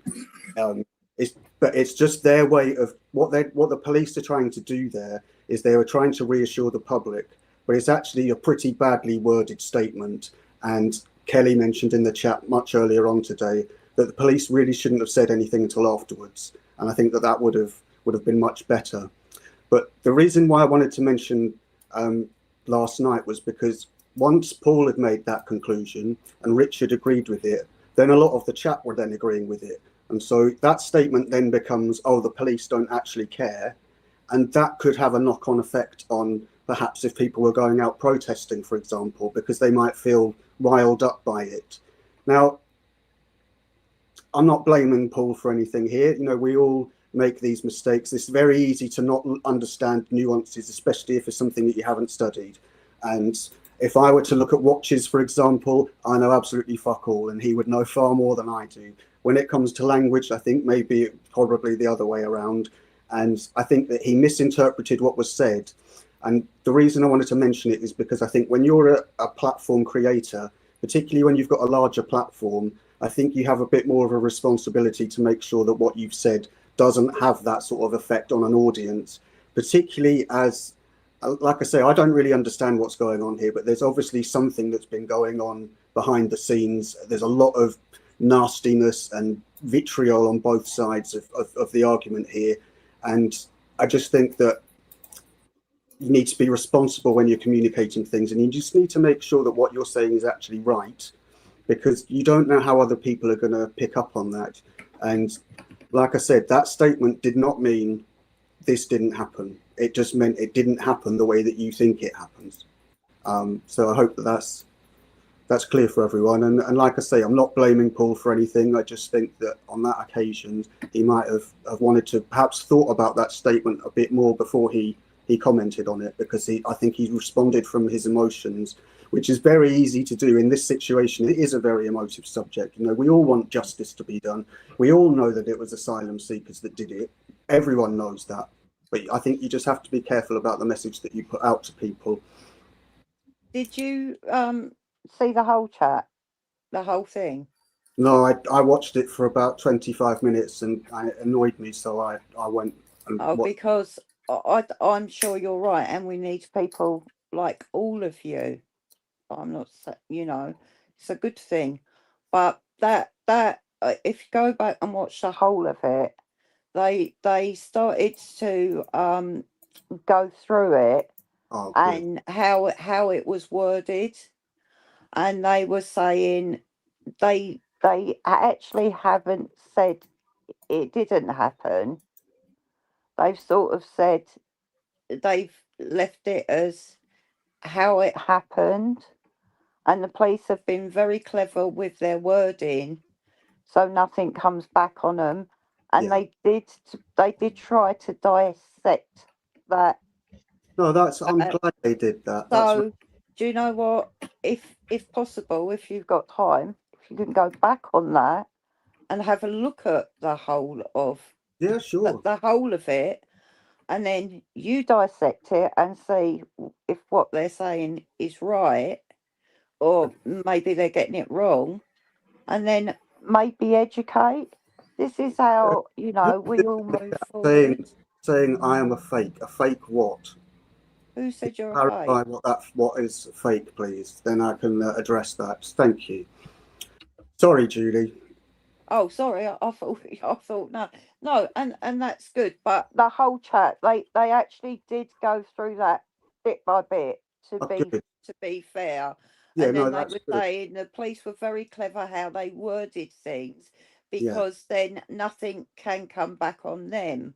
What they were worried about is because there's not any police trust anymore, that if the police aren't upfront and honest and they word things like that, and then yeah, it suddenly comes out that the police have been trying to cover things up, that's when the powder cake sort of goes mad, and nobody really wants that. People want justice, but they don't want violence. So, you know, as I say, it's a good thing that people do, or there's people like you, there's people like Slim. It's a good thing. I'm just saying I can only treat people as yeah. they treat me, and I always try to be respectful. As I say, you Yeah, two are very I completely respectful. agree. And thanks for mentioning that that's what happened. I'm glad that you did mention it. And that does show that they were being responsible, and that's really, really good. So I'm glad that that happened. Like I said, I didn't see it because it had annoyed me that it was interpreted the other way. So it's a bit late for me then, but it's good that they did do it. But what I would just sort of like to get across is it is great that that people are doing that. But I think that sometimes YouTubers are guilty of coming to conclusions that perhaps someone who is an expert on a subject might not come to. And that's really what I'm trying to get at, in that, without sounding like I'm blowing my trumpet, like I said, I've spent my entire adult life studying language, at various different levels. So I think that I could quite rightly say that I was an expert when it came to language and also culture, but not watches. I'm terrible at that, or YouTube channels, terrible at that as well. But I think that when you're trying to interpret language, it'd be really, really important to have that sort of clarification there, because sometimes the people that are interpreting it, they may well be right, but there are other times when perhaps they could say something and it could then, just particularly because of the speed at which information travels on social media, then I think it could really have some, knock-on effects. Yeah, But I'm that's glad they the thing. didn't do that. We need people like you. We need all sorts of people.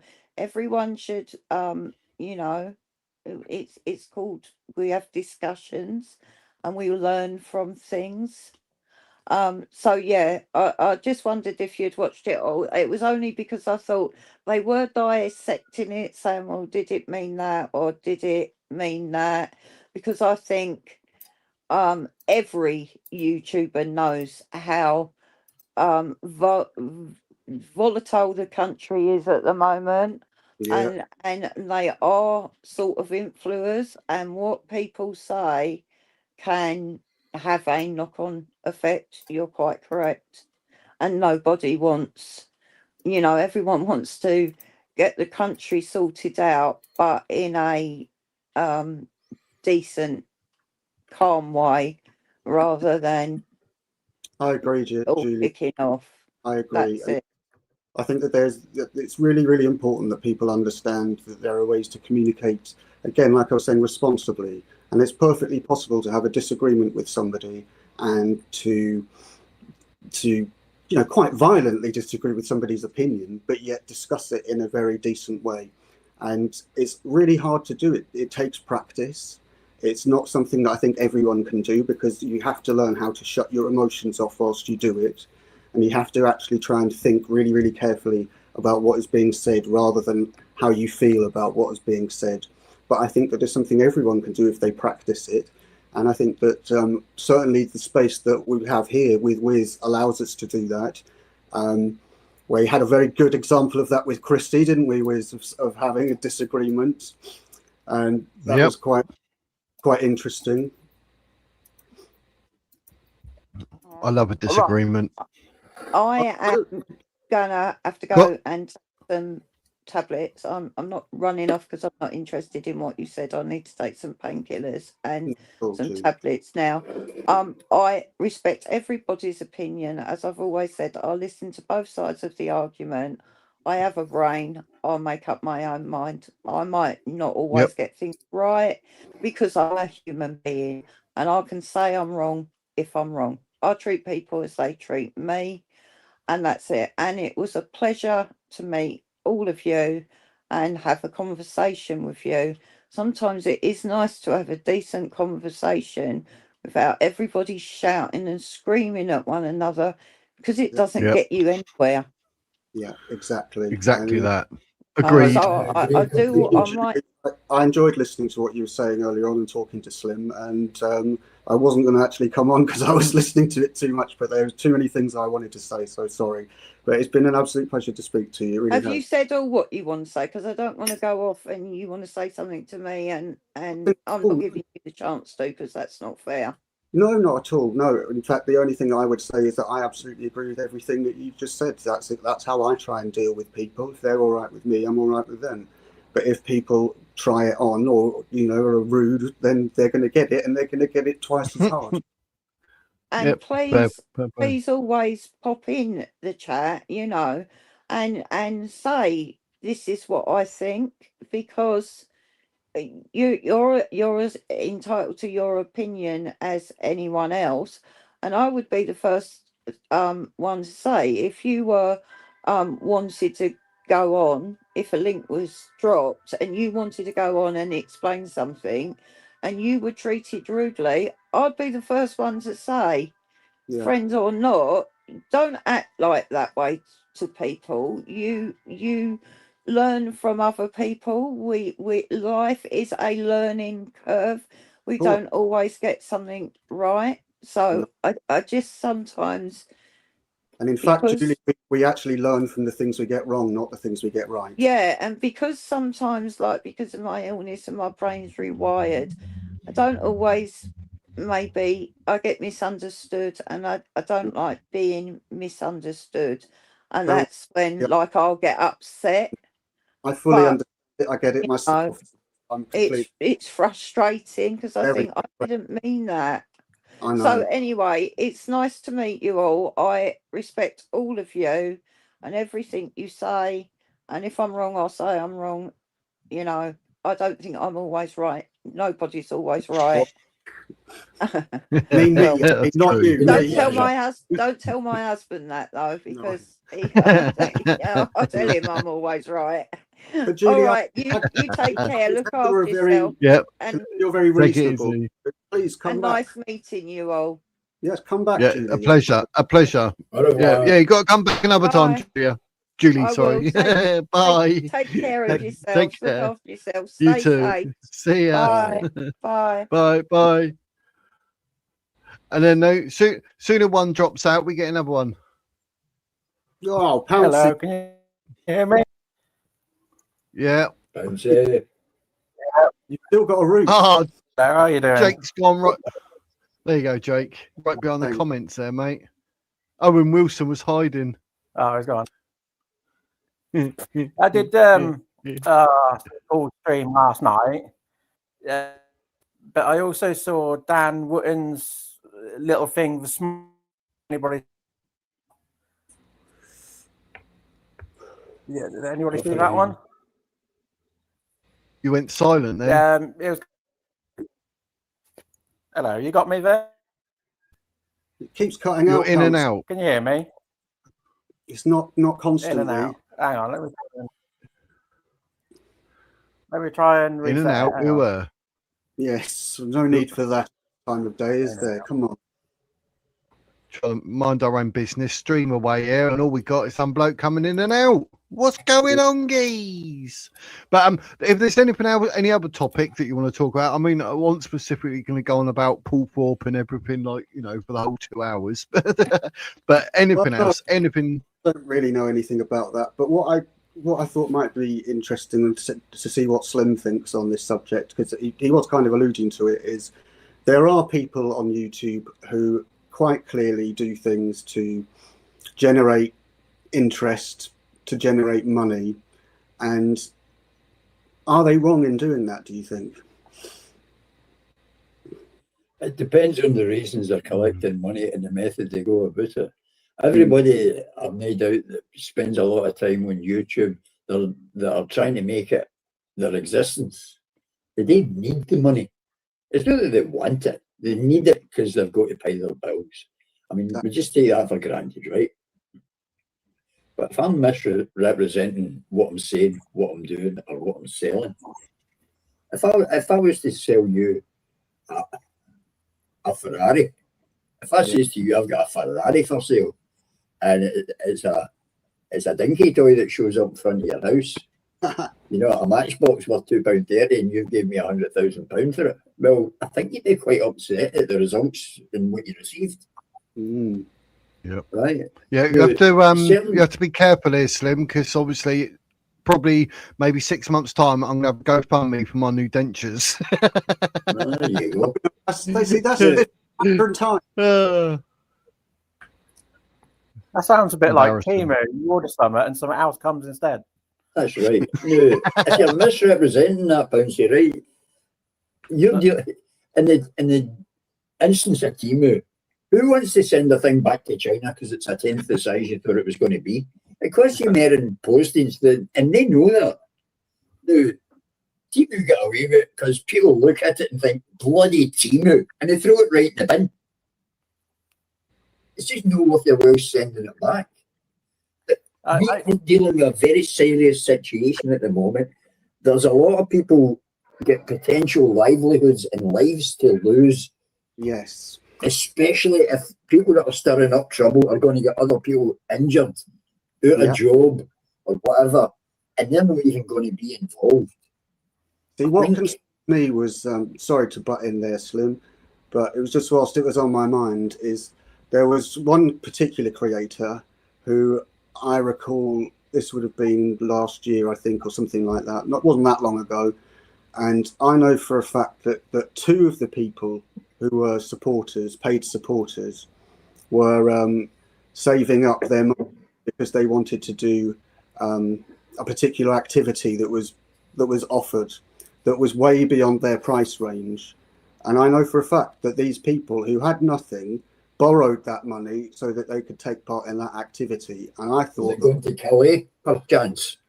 No, it wasn't that. No, it wasn't anything spectacular. It was, to me, it was just fundamentally wrong, and I've just lost any sort of respect for that person at that point, because I could see then that if you're running YouTube as a business, then obviously you've got to keep people coming back, and the way that you keep people coming back is through permanent conflict. So you're always having a conflict with somebody, because then there's always a drama, so that people then come in and they're more willing to, if you're involved in the money side of it, they're more willing to donate to your latest legal fund, or to help you buy a new car because somebody trashed your old one or something like that.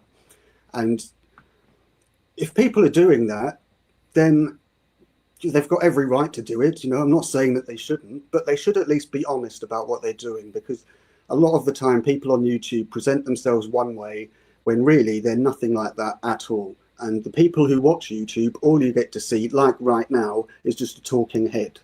And for people watching, they think that what they can see on the screen right now is what you do all day long. They don't understand that you have a whole entire different life away from the camera. And if you're a person that's got a large following, that becomes far more pronounced. And that's why I don't know about other people, but I'm very, very careful about who I give my money to support them in that sort of way. Wiz, I will be doing that for your channel, and it will be only the second one that I actually do support, because there's a lot of people that I don't think are worthy of having that support, because I think that they're piss taking.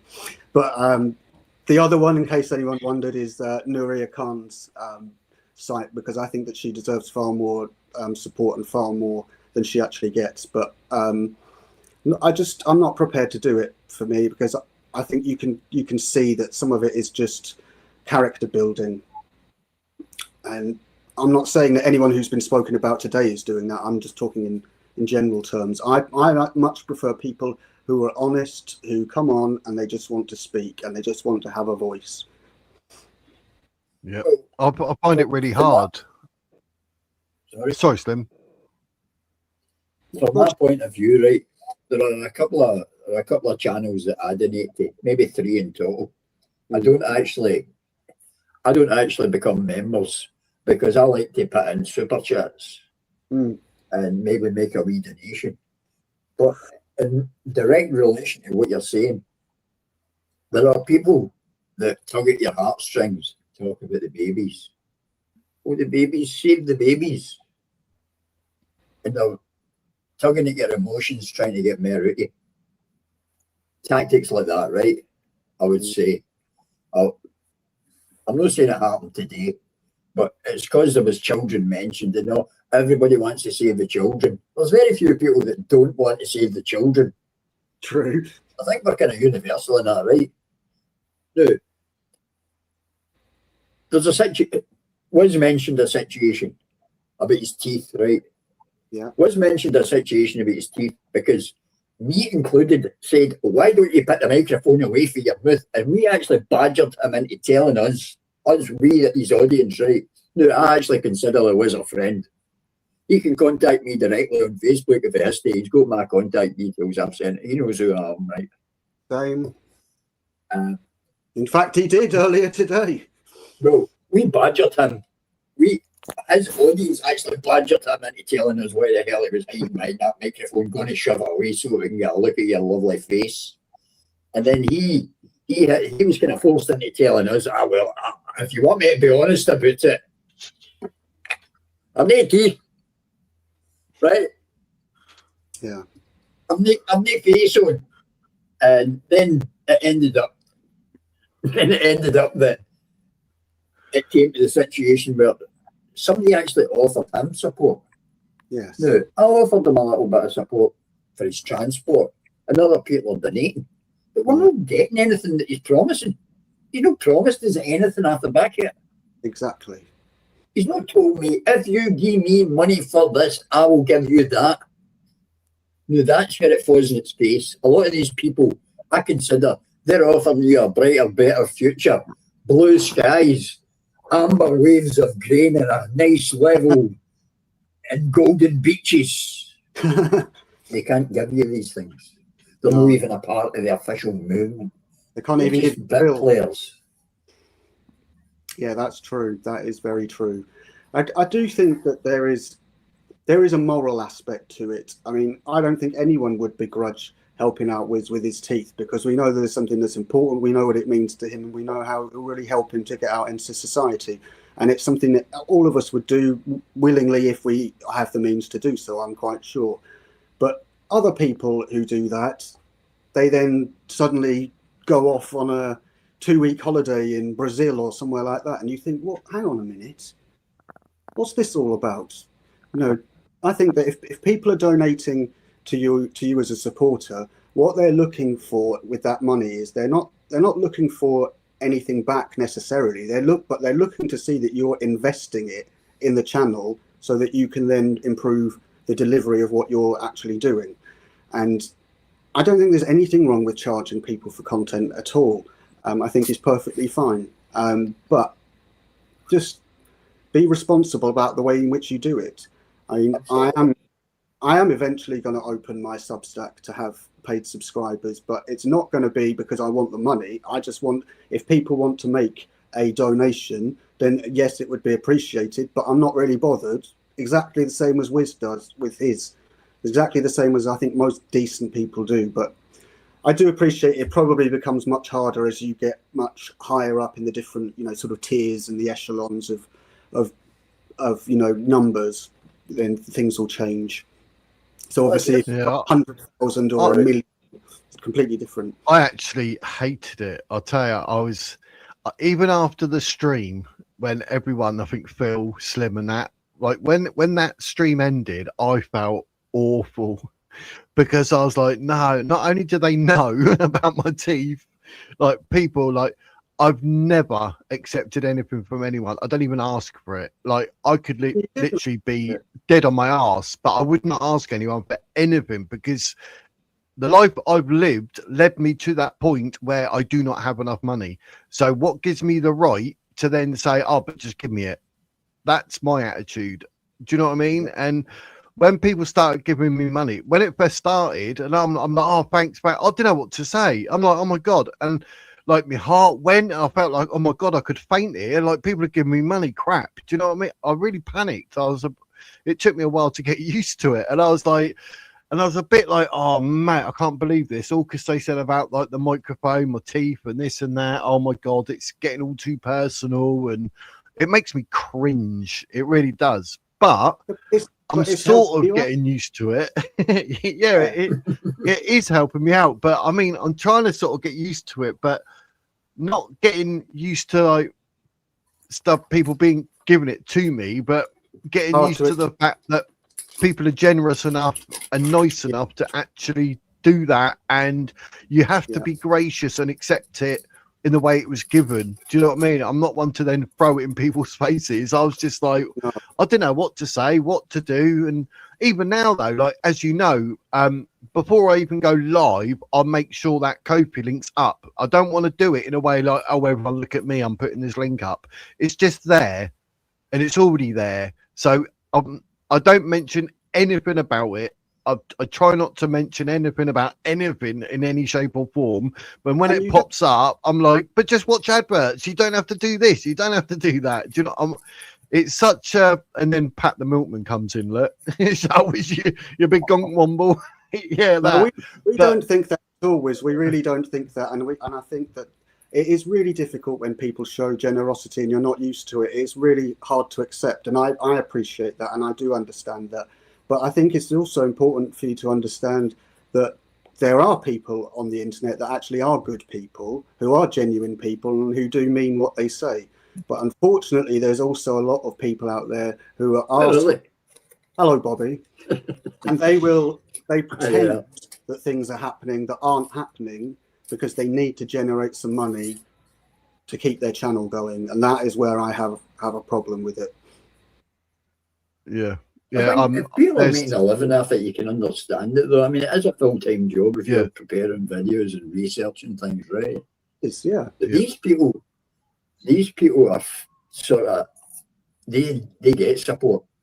Now, the people we're talking about, I don't know how to put it, and I don't want to be unpleasant about people. I really don't, because it is an opinion is the first thing, right? Despite the amount of information I've seen, it is really an opinion. There are people that, as I said, they're beside the main event, the main issue. They're a distraction for the main event. They're not actually a part of it, right? It's like, see if they're representing a particular party, you can understand them maybe needing some transport money and such like, but if they're making that their full-time job, what you're talking about is an entourage. And in any group, the entourage, whether it's a pop star or anything, most of them actually have a function. Yeah. So these people, I've heard recordings of somebody saying, I need to live. I've got to pay a wage. I've got wains to feed. We've all got a life to live and bills to pay, right? Yeah. Now, if they're supplying what people think they're supplying, fair enough. Exactly. But if they're not, I think it's a bit much. Yeah, I've seen Yeah. that. And I think that there are people who, again, I'm not saying anyone's name, I'm not, mentioning anything like that, but there are people out there who see the audience purely as a means of extraction. The one's a mug. These people will give me money if something has gone wrong in my life, or if you're a woman, the classic of crying usually works. Yeah, exactly. I just think that's begging, and that's different. I think it's very, very different if some people are willing to give you money, and I think that it's also very, very different if people, like I said, are investing, for example, to help people with traveling, or to help prepare resources, or even just to pay them for their time if they're a research-based channel, because people do take advantage of things like that, and it's, people should be paid for it. Research is work; it is hard work. But no, I think that, Slim, I think you put it exactly right, and there's nothing wrong with having a business on YouTube. In fact, I admire these people who are entrepreneurs, or as I heard somebody call them last night on YouTube, ultrapreneurs, which I thought was quite an interesting mispronunciation that I will remember for a long time. An ultrapreneur. How are you, Bob? In the lexicon. Afternoon, everyone. Just been catching up with what everyone's been saying. Just maybe want to say a bit about. Just want to say hi, hello, Wiz. Yeah, of course. Hope you're good, Wiz. Yep.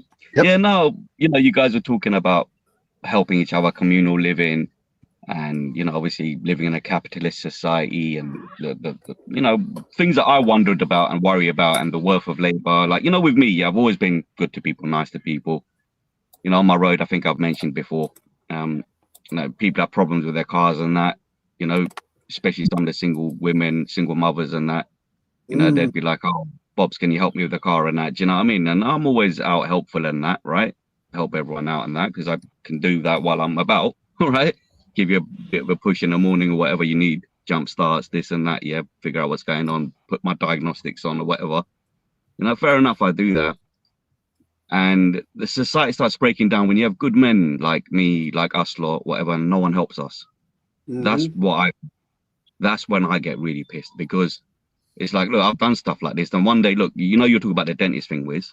Like, I needed some help as well, like with dentist stuff and that. And I know some dentists, rich Indian people, man. Do you know what I mean? Yeah, dentists and stuff. Yeah, I know some, Asian people and that, doctors, this and that.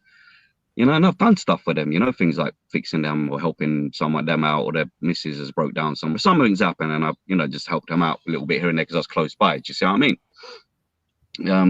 Because I know they can rely on me like that, right? As one of the people that, of the community or the local area, if something goes wrong, he's the kind of guy that can help, who's likely to help. It's someone like me. You know what I mean? A silly sod like me, do you know what I mean? Too nice for my own good, do you know what I mean? And that's the issue. And then what happens when we need help? For example, I've gone to these dentists and doctors, oh yeah, I've got something I need checked over my mouth or whatever. Oh, you NHS? Oh yeah, I am. Oh yeah, I don't really do that, innit? I do private. So mate, so when I was fixing your wife's car, her fucking Mercedes, when it broke down, you didn't, you know what I mean? You didn't think of then that, hold on a minute, this guy's a professional car guy, my time, my labor's not worth nothing. You're just some waste man, British man, working class guy. No, us proper people, you got to pay us. I'm sorry to be laughing, right? But that happens to us. So I've been there. I've been that man. You know what I mean? See, Slim? Exactly that. It's really, this is why it disheartens people like us. Look, if Wiz needs help, people should be able to help him out. If I need help, man, me, I just need a half a decent job to get back on my feet. I can't get one. Even with all my experience, no criminal record, nothing. All my experience with everything I've done, right? Yeah, all of a sudden they say, oh, your degree ain't worth anything. Everyone's got one. Oh, your degree's out of date. This is what they said to me, Jake. But for the rich people, yeah, like Mandelson, they don't even CRB check them. And they get top elite jobs, right? Yeah. With me, every time I apply for a job, you need to CRB check. You need to CRB check. Yeah, what for? I'm not a criminal. I find it as an offence that you have to actually do that. Now, what these employers are even doing, they're using the CRB as the interview. Like, oh, if the CRB is clear, then that means this person's okay to give a job to. Not that is this person okay, can they do your job? Do I like them? Will they get on with the team? Do you know what I mean? They're not looking for that. Do you think they should do a CRB check? I think if they're gonna do stuff like that, they got to do it to everyone. Do you know what I mean? They got to do it to everyone today. I know loads of people have gone to private school and that. They've done criminal stuff. They've been in jail and that, but they got wicked jobs. What happened to their CRBs? So when I was working, I had to have an enhanced DBS check done. Yeah. It's done every 3 years, and it's also done every time you change job. So it's done quite often. You know, the standard is quite high, and it's obviously quite high because you're working with kids, and you're given parental control of someone else's child. So you have to have that standard. Is that because you work in that type of professional because of teaching and that it's a bit more stricter like that? But if you're working for like a blue chip company or something, they might not check. Wouldn't do that. No, they wouldn't. Do yeah, that. do you see what I mean? Because I've applied for jobs and stuff, and then I've had like, you know, so there have been the jobs I've applied for in central London. That lady's picked up the phone and she sounded like foreign, like Iranian or something. Yeah, like Middle Eastern. And I said to her, yeah, I'm looking for this job, and I found this job that you were. Oh, have you ever thought about running your own business? I go, listen, I rang you up for a job. You're telling me to open a business. And every time I speak to people about jobs and about working, they keep turning around to me and talk about, oh, why don't you open a shop or a business? I don't know where this has come from as well. This whole thing, the last 15 years, oh, work for yourself, open a business and this and that. And I thought, is that just because I'm Asian that they're saying that? Is people commonly say that to Asian people, maybe, right? But it's just like every time I want to speak about job rights, working rights, being treated right well at work, having half a decent job, anything to do with even money, they made even money uncomfortable to speak about with working class people like us. That's why we feel uncomfortable asking about it. Do you know what I mean? Like even me. Do you know what I mean? Like, I can't afford to drive. I've got a nice car here. I can't afford to drive it for like 8 years. I will back you up on that, Bobby, because I have got, as I've mentioned on here before, that I have problems with my university at the moment in that they will not register me for this academic year because I owe them money for last year, although I took last year off as absent. So I don't actually owe them anything, and yet they were not letting me register, despite the fact I've already done 3/4 of my studying, and my supervisors are like, no, there's no way we're going to kick you off this course. But yet nobody's doing anything about it, and it's all to do with money. And I've told them, they email about every 2 days, and I have said to them time and time again, can you stop sending me this fucking email? Because I know I owe you some money. You know that I don't actually owe you that money, and it really pisses me off. Stop doing it. Do they do it? No. And it causes that effect on us because we're used to not having any money. And we know that when we say, I haven't got any money, we don't mean I've got a bit left over here and I could pay it if I went a bit short this month. No, we mean we literally have got below what we want to give to you, and we've only just got enough to survive, if that. And people don't understand that. They don't understand exactly hand to mouth, week to week. But honestly, even a lot of my friends, look, I grew up around Asian people a lot, you know, let's say my later years, yeah. And I just thought we're all like the same. Asian guys, we all look the same, we all ate the same thing. I just literally thought we were the same, right? This is in my later years, you know, moving to London. I had more, let's say, Asian friends in college and uni. Previous to that, I had more kind of English friends and that Luton, like I was telling you guys before. Now I've got more kind of black friends, yeah, right. But like, you see, like with the Asian people, I just thought they're exactly the same as me, whether they're Hindu, Muslim, whatever. But as we grew up, I found out what was what. So when I said, oh, I don't have money to come out, that literally meant I didn't have money to come out. Where if I spend this money, that money I actually have to spend on something serious, like, you know, next week or whatever. Here's one for you that just to see what you think about this. Mad Monkey put in there how he was homeless for 3 to 5 years. Now, to see him in the street, would you walk past him and think, there's a father of 4, or there's someone who's down on their luck? Or would you walk past him and think, I ain't giving him anything? The thing with me is, look, can I tell you something? If I was actually doing well, yeah, I'm a very giving person. Do you know what I mean? I'm very generous like that. I think this is the sad thing. Like, I think the people with the biggest hearts are giving the least. This is the issue I have. Like, some of my family and cousins that got money, they could have just lent me a grand here and there. Said, Bob, sort your car out. You know what I mean? It's all right. Do you know what I mean? You pay for everything your whole life. So yeah, some people get grand stuff from the family and getting 20 grand for their wedding and that, and no one will even say to me, you know, this is what I'm saying to you guys, you know, when you look, say, Muslims and Asians and stuff, you have this emphasis that we're so tightly well knitted and so well disciplined, and that we're not, we're shit, bro. Do you know what I mean? I don't even know what English people worry about. I'm thinking, we're fucking crap, bro. You look what you guys worried about, bro. We can't, we can't organize nothing. Do you know what I mean? Am I right Like, in thinking, Bobby, amongst that in the Pakistani culture, it's quite a superficial, in terms showy culture. They like to show, but it's all yes, bod. it is. And it's It all is. Look, yeah, it is. Look, I'm a bit of a showy guy, but up to a level. Like, I don't take the mick. Yeah, I want a decent car, but I don't need a Ferrari or a Lamborghini. I'm happy with a Toyota or a Lexus, as long as it's clean and it's not looking damaged, and it's drives well and it's not. Do you know what I mean? I'd like just a nice, normal working car that looks normal. I mean, that's fine. You know, right? Do you see what I mean? Like, but some people want all that extra. But yeah, no, I like to wear nice clothes. I like to wear, but I don't spend beyond my means. Do you know what I mean? Never have. You know, But I'd the always women- shop in sales The and that. women Always will shop in make you, sales. though.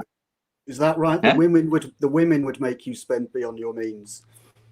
Yeah, I mean, yeah, generally, I mean, I was a little bit okay with my girls, like in a sense, with girls I went out with, where I didn't spend too much. I was things were a bit cheaper back then as well. Let's be honest, innit? Like a McDonald's meal was at £3, whatever. Yeah, now it's like a tenner. Do you know what I mean? Right. So I didn't think nothing of it when I used to take my girlfriends out to buy them food or to buy them a cinema ticket. It didn't bother me. But they never did it in return for me. None of them. Do you know what I mean? And both of them were richer than me. Both of them had their dads. Both of them come from wealthy families. Both of them had their, cars given to them, didn't have to buy it. Well, I'm sitting there, doing everything like you're saying, hand to mouth, buy everything myself. But then people are saying that, oh, how could you have a car like that? How could you have clothes like that? You must have been given to you. Or no, I'm not one of them Asian people. And I get offended because I'm like, no, I get annoyed because I'm not one of those Asian people. Like, they get everything given to them, brand new car, brand new everything. I guess they exist, and it is mainly more in the Indian Hindu community. I do understand coming from, Bobby, because when I was a student, my girlfriend at that time, she was, I won't mention what the family is, but she was a company that people will have heard of. And, we had a very happy time together, but it was quite obvious there was a huge gulf in the class that was there, because she's from a very sort of well-to-do family that are well-connected. Her father went to Marlborough College, which, is up there with Eton and all of that lot. Lovely fellow, by the way, I have to say.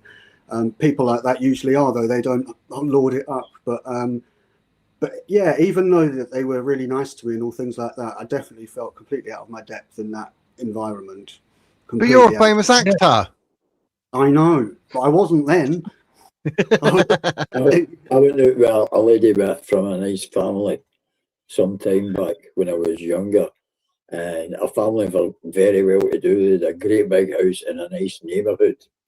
I can't say I actually felt out of place, but I will tell you this: they were tighter than a duck's arse. Honestly, you could not get a penny out of them. This lady, her father was an insurance man. It might not sound great, but he was actually management in the cooperative insurance company. He was earning a fortune, an absolute fortune. And they had a 3-story house with like 6 or 7 bedrooms, big back garden with mature oak trees in the back garden, that sort of thing, right? And, the mother, despite having all this resources at her disposal, she would tap my cigarettes every time I went to the house, and she'd smoke my smokes. Never once. And I actually said one day, "Where do you pick your fags when I show up?" And she's like, "What?" She had a very posh Glasgow accent. They're using Mel's accent. Well, they don't ever, it's not a real accent. This is how they talk. They've got this accent. And you'll notice that anyone pretentious from Glasgow has this pretentious accent that they suddenly merge into their life. And they become these people. And she says, "What? What do you mean?"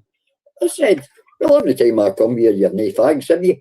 Every single time. I say, "You're costing me a fortune in smokes." I said, "There's a shop in the corner that sells them."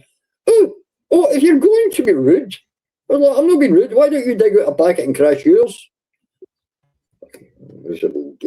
One of my girlfriends was like this. I used to pick her up from work, yeah? Like, I wasn't supposed to, but sometimes, like, "Oh, Bobby, I'm feeling a bit nervous. I'm feeling a bit emotional. Oh, the weather's a bit shit." And so every time she manages to twist my arm to get me out to pick her up. I mean, I wasn't that hard work, it'd take about a minute to work on me before she got what she wanted, do you know what I mean? Right? They'll be like, all right, cool, innit? I'll come and pick you up from work. I pick her up from work, sometimes waiting there for like half an hour and that. And I'm thinking, oh, I thought like you're going to come. Oh, yeah, you know, daddy, I don't mind. It's cool. I'm sitting listening to my music, whatever. Right. And then she'll jump in the car and that. And then she'll have a cigarette and I'll be like, oh, yeah, you know, give me one. Like, oh, no, these cost money. I go, fucking hell. I just come out all the way down here to pick you up and you can't even give me a fag after I come and pick you up. You know what I mean? Like, how bad are you? You know what I mean? Like, fucking shit. Do you know what I'm trying to say? It's crazy. These girls, man. It must be a woman thing. They must be very stingy with their own fags. That's all I can think, because we've all been there. But Asian women, Asian women extra stingy. Sorry, Bobby. So Asian women are extra stingy, man. Proper stingy. Yeah. Man, that's what I'm saying. You guys are all right, man. I mean, your girls, I mean, you've got a broad range of girls to pick from in an English country with obviously 80% of English people are here. You know, Scottish, whatever. You look, got a wide pool of different types of women, whether they're short, tall, rich, poor, talky, not talky. You look confined. You know, you got plenty of room and time to find. With us, it's like you got to find one you like. You got to find someone you find attractive. You got to find one which is allowed out. Do you know what I mean? Imagine you have to line up all of these things to be like, oh yeah, actually, I've got a chance with a girl here. Do you know what I mean? That's why it's difficult. Because the girls that, let's say, it's true that because a lot of the girls can't go out on that as well, like even daytime. Do you see what I mean? So it's like, how are you meant to find a partner? And like, a lot of the times it's a bit difficult, you know, in this country. And I'm not doing that arranged marriage rubbish.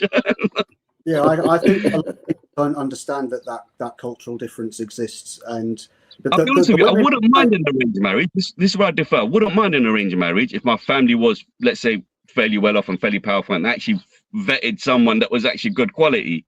Yeah, I actually wouldn't mind. And I thought, actually, they're quite attractive, this and that, whatever. They come from a good, you know, almost like seeing them like a CV. I actually wouldn't mind that. Do you know what I mean? Because, you know, if you're in that position where like someone's got like a beautiful daughter that need to marry, and you know your education levels, whatever, line up, a bit like the way the Indian guys do, I suppose, I wouldn't really mind it. But arranged marriage, and I think the way people see it here is like being really forced and against your will. And, you know, doing it at funny ages and all of that. That's the really nasty side of it. Do you know what I mean? I do think it's interesting the way in which the different cultures approach marriage, in that one side that you've just been describing is much more of a transaction and much more of a, you know, what fits and what you can afford to fit. Whereas in British culture, it tends to be more, well, it just depends on whether or not they agree. And the other whether you get on. But the other factors do play into it, though. It's not as obvious as it is within the Asian culture. Like I mentioned, I was with someone who was an heiress. There's no way that was ever gonna finish up in holy matrimony.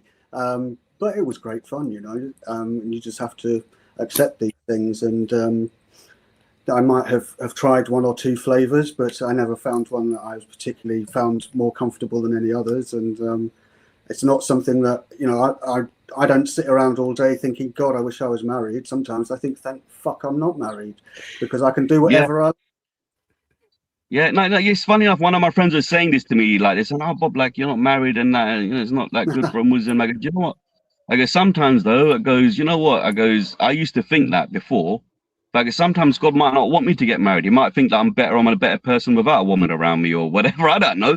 Do you know what I mean? I guess because my friend, he's like, he's a little bit, one of my mates is a bit younger than me. He's an English guy. And he's like, oh, like, Bob, it's really hard to meet women and that. And I go, look, man, it's difficult for you guys now, because at least when we were younger, there were like half decent clubs and places to go out to, you know, in London or whatever, yeah? I guess all of that stuff's closed down now.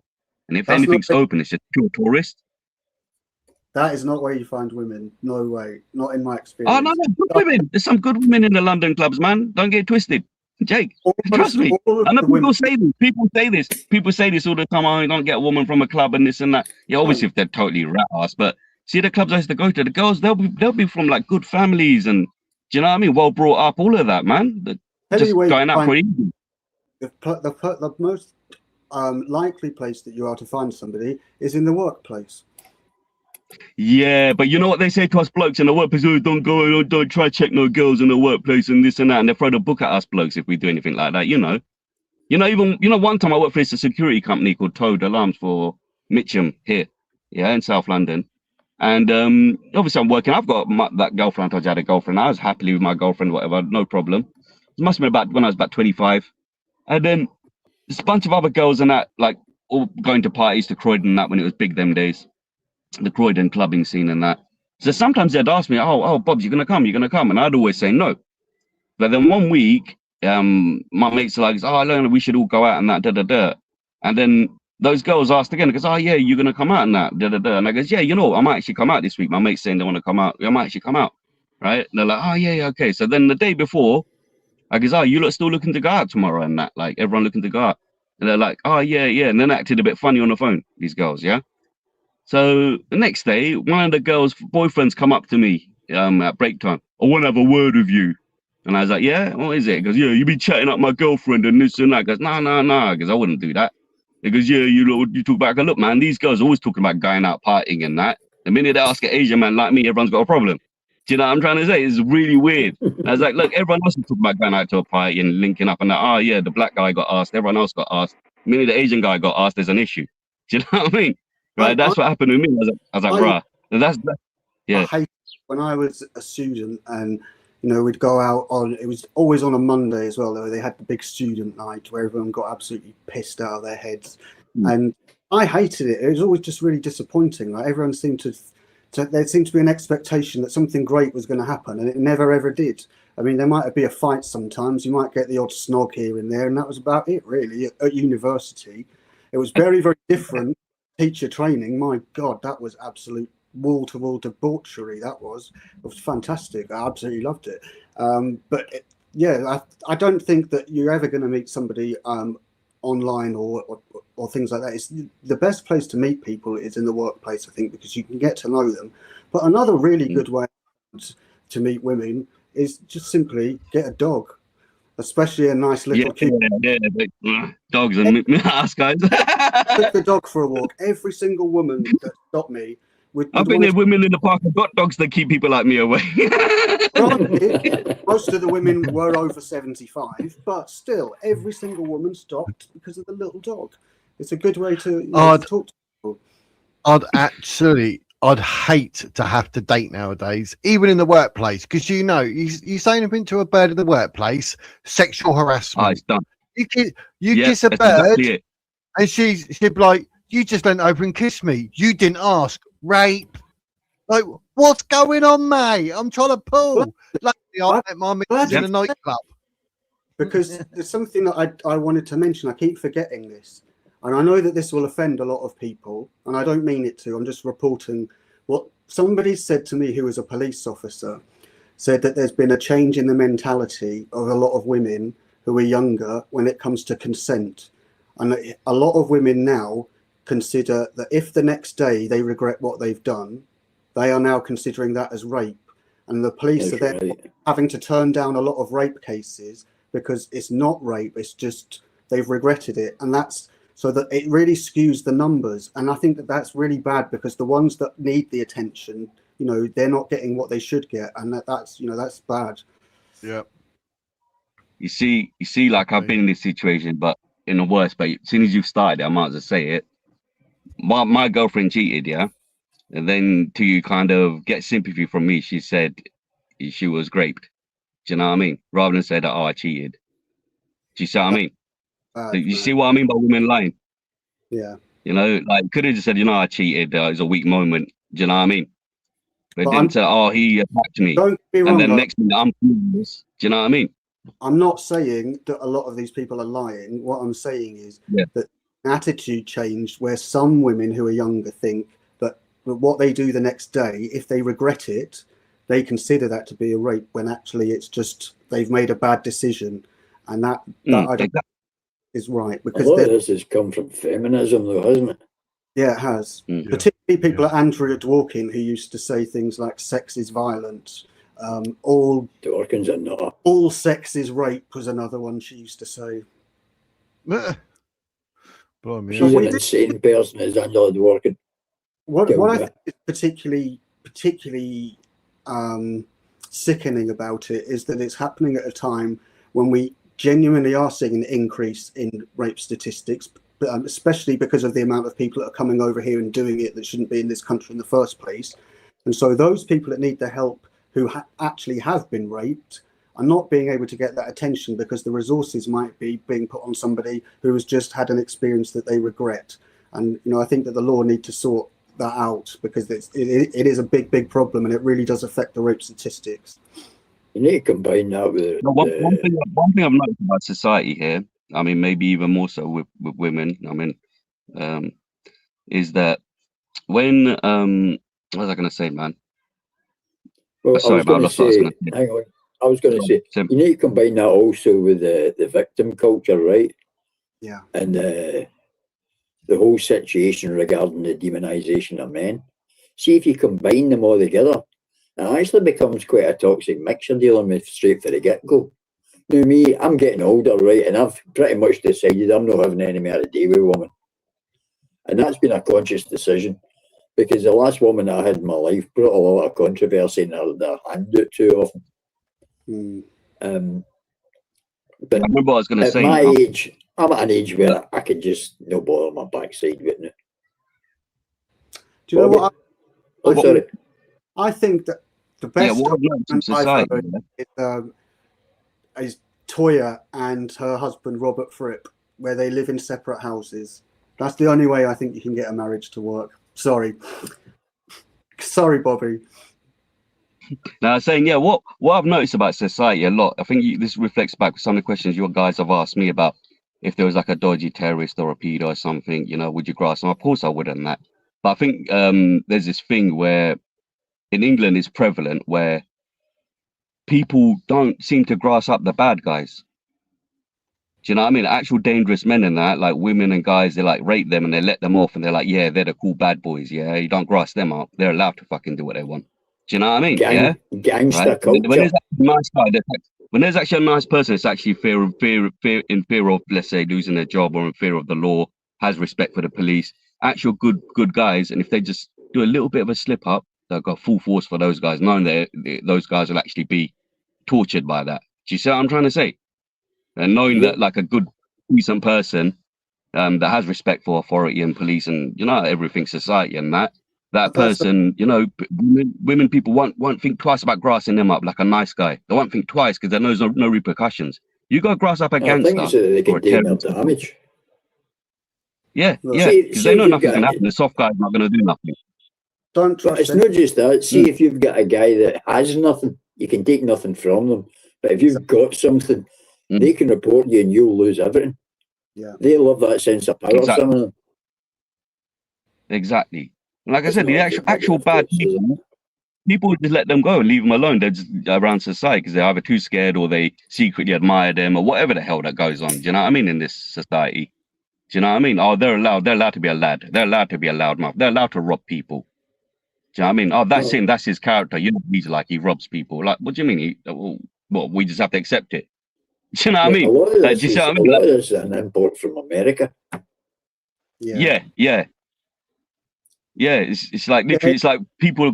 It's like optional to be like good or civilized for a lot of people, or you know, it's almost like you guys be all lefty nice guys, and these guys can be all the right wingy loud guys. Like, do you know what I mean? It's like this, but then obviously, what's happened now? People on the right that are kind of like, let's say, have right wing beliefs that are kind of more normal people in general, like you guys, even myself, let's say, right? People are upset with that because the normal guys like us are stepping up now and talking. Do you see what I mean? You know, where I think there's been a big change, and I think you're kind of alluding to it in what you're saying there, is I'm going to mention black culture here, but it doesn't have to specify them. It could be any minority culture. If you have a look at the black culture, if in particular, if you focus on music, if you have a look at any of the black performers from the 60s, except for people like Jimi Hendrix, who are very wild and out there, the majority of people that you saw, they were wearing nice tailored suits. They looked smart. No, great. Music was great. Respectable, you know. And I love people like Otis Redding and the Four Tops, people like that. And they went there. They wanted to look respectable. They wanted to be accepted. And then you get to the late 90s, early 2000s, and it goes completely the opposite. It's not about respect. That's exactly what I've done. It's about you have to accept us. when this is going to be on our terms, and we are going to do all of these terrible things. We're going to behave badly in public. We're going to, you know, ruin society, and you're going to accept it, and you're going to accept it because all of your forefathers made us slaves. And that's where I mean, we had like the fun, cool like rap music, Rebel MC, Silver Bullet, these kind of people, and people are loving this type of music. Even like KLF, whatever influences from rap music, gospel music, people are loving this stuff in the 90s. You know yourself, Jake. You're a bit older than me. Where's all of you guys? People went mad for this music. What was the other one that came out? That Back to Life, Back to Reality. All of that stuff was big. Soul to Soul. Yeah, everyone loved it, right? But then after that, something a bit sinister happened, where rap music become a bit violent. After that, and I mean, it's been documented in America that was done anyway on purpose. Like it was around about the time where Tupac kind of appeared, and Jay-Z after, and it was around that time when it started getting rubbish. And then Eminem came, who was good for a bit. Yeah, you're right. By the time you get to the era of Jay-Z and all of that lot, that it's completely gone by then. The original gangster rap in the early 90s, when you've got NWA and what was the other one? Southside Cartel and people like that coming out. They were real people who were actually in gang, and you know the music was legitimate. But once it became a cash cow, then it became this gangster lifestyle. Then started sort of becoming more prevalent and stereotypical. That then got imported over to here, and that's what we now see in our streets. People trying to emulate that and thinking that that's how you should do it. That's what put me off it all, and for me. But there's things that I know this is a slight deviation. You mentioned the slavery there, right? And I know Jake's interested in the slavery aspect there. Very much. Apart from the fact that it really annoys me when they talk about slavery, when most of the people here were no better than the slaves in the South. We were actually living poorer lives. And if you look at recent statistics, we still are. Yeah. There's been a recent development in the reparations nonsense where the EU have said that we're going to be paying reparations to these nations and the people. But are the African nations and such like, are they going to be paying reparations to us for the Barbary slave trade? I mean, the Scottish, the Welsh, we were all taken back here. Yeah, you know I agree with that one. Because you're right, the slave trade existed before we got involved and afterwards. And where did they get their supply from? Africa. So that's where they should go from. I actually looked into this reparations thing because we were being taken as slaves a long time ago, I know. We are. You're right. But what I found out though is that this reparations bollocks isn't actually what we think it's about. It sounds like it's what they want trillions to be paid for them for things that have happened. But when you actually look at the finer details, what they're really asking for is they're asking to be part of the market economy that we are in, and that they think that they deserve to be part of that. It's not actually giving them money, and that so they're saying because you were like this in the past, you should let us become part of your system now, which is slightly different, but it's framed as being, you know, the way that you were describing it a minute ago. Yeah, but I see them as actually being a part of your system. There's no reason that they can't. And there are good reasons, in fact, and it's usually corruption. Exactly. But if you go to these African nations, they're no better off than they were several hundred years ago. They're still living in mud huts and drinking dirty water. Okay, Slim, that's not their fault. Can you name a sub-Saharan African country that is an economic success? No, but that general chap's taking over one of them is at Ghana, and he's doing a great job. He's modernising it, building roads and infrastructure. But we see time and time again the same thing, don't we? Dictators in charge, tribal conflict, people who spend all the money buying golden palaces and things like that instead of actually putting it into corruption. So it's a cultural issue. Yes, absolutely. And why don't we just admit that instead of trying to make amends for it and saying, you know, it's because of white people? It's not because of white people. They've always been like it because it is cultural. And we need to admit that the cultures are different. Not all cultures have the same standards. And some cultures have standards that to us are objectively worse than the ones that we have. That's right. Now, there's good reason why we don't point it out. The reason we don't point it out is in this culture with a lefty woke mentality, you get simply called a racist. So people are frightened to say, look, you black nations over there in sub-Saharan Africa, let me just tell you this. You're in this situation because you put yourself there. We left you railroad tracks. What did you do with them? You tore them up and you sold them as scrap. You already had railways. Oh, and power. What happened to the power cables? Oh, they were sold as the water pumping station, copper wire, right? So you sold that as scrap. They've taken everything that were left behind, and I actually seen a video of a Chinese guy getting tore into one of them. You've taken everything that was left behind, unlike India. I've got to say, unlike India. And there's the difference. Yeah. You look at Africa and you look at India. The Brits were in India, and we were in some way in Africa, or we were associated with. Yeah. But see if the problem is, as they were stating it is, India and Pakistan should be a lot worse than Africa, because we were there actually involved with the rise and all the rest of it. But the Indians hung on to the railways. They kept the whole most of their sewage that was actually putting in place, their infrastructure, and they built on it. But the Africans don't. No, you're right. And if you look at South Africa, I mean, it's shameful, and it's probably going to get me accusations of racism at some point. I don't care. You look at South Africa and see where the Boers were running it.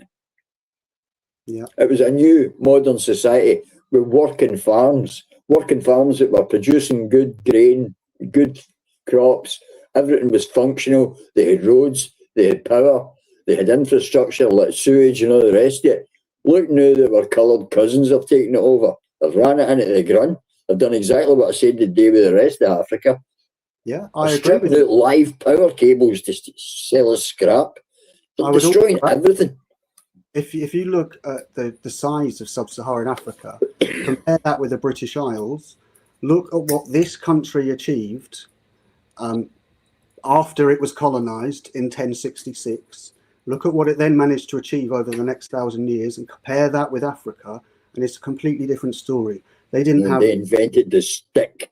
Yeah, exactly. They didn't have the wheel. They didn't have ship. They didn't have written language. They didn't invent bricks and mortar. They just used mud and shit instead, and things like that. They didn't develop animal husbandry. They're still doing it. No, it might seem harsh, right? But these people, they're a product of their own corruption and their own ideas.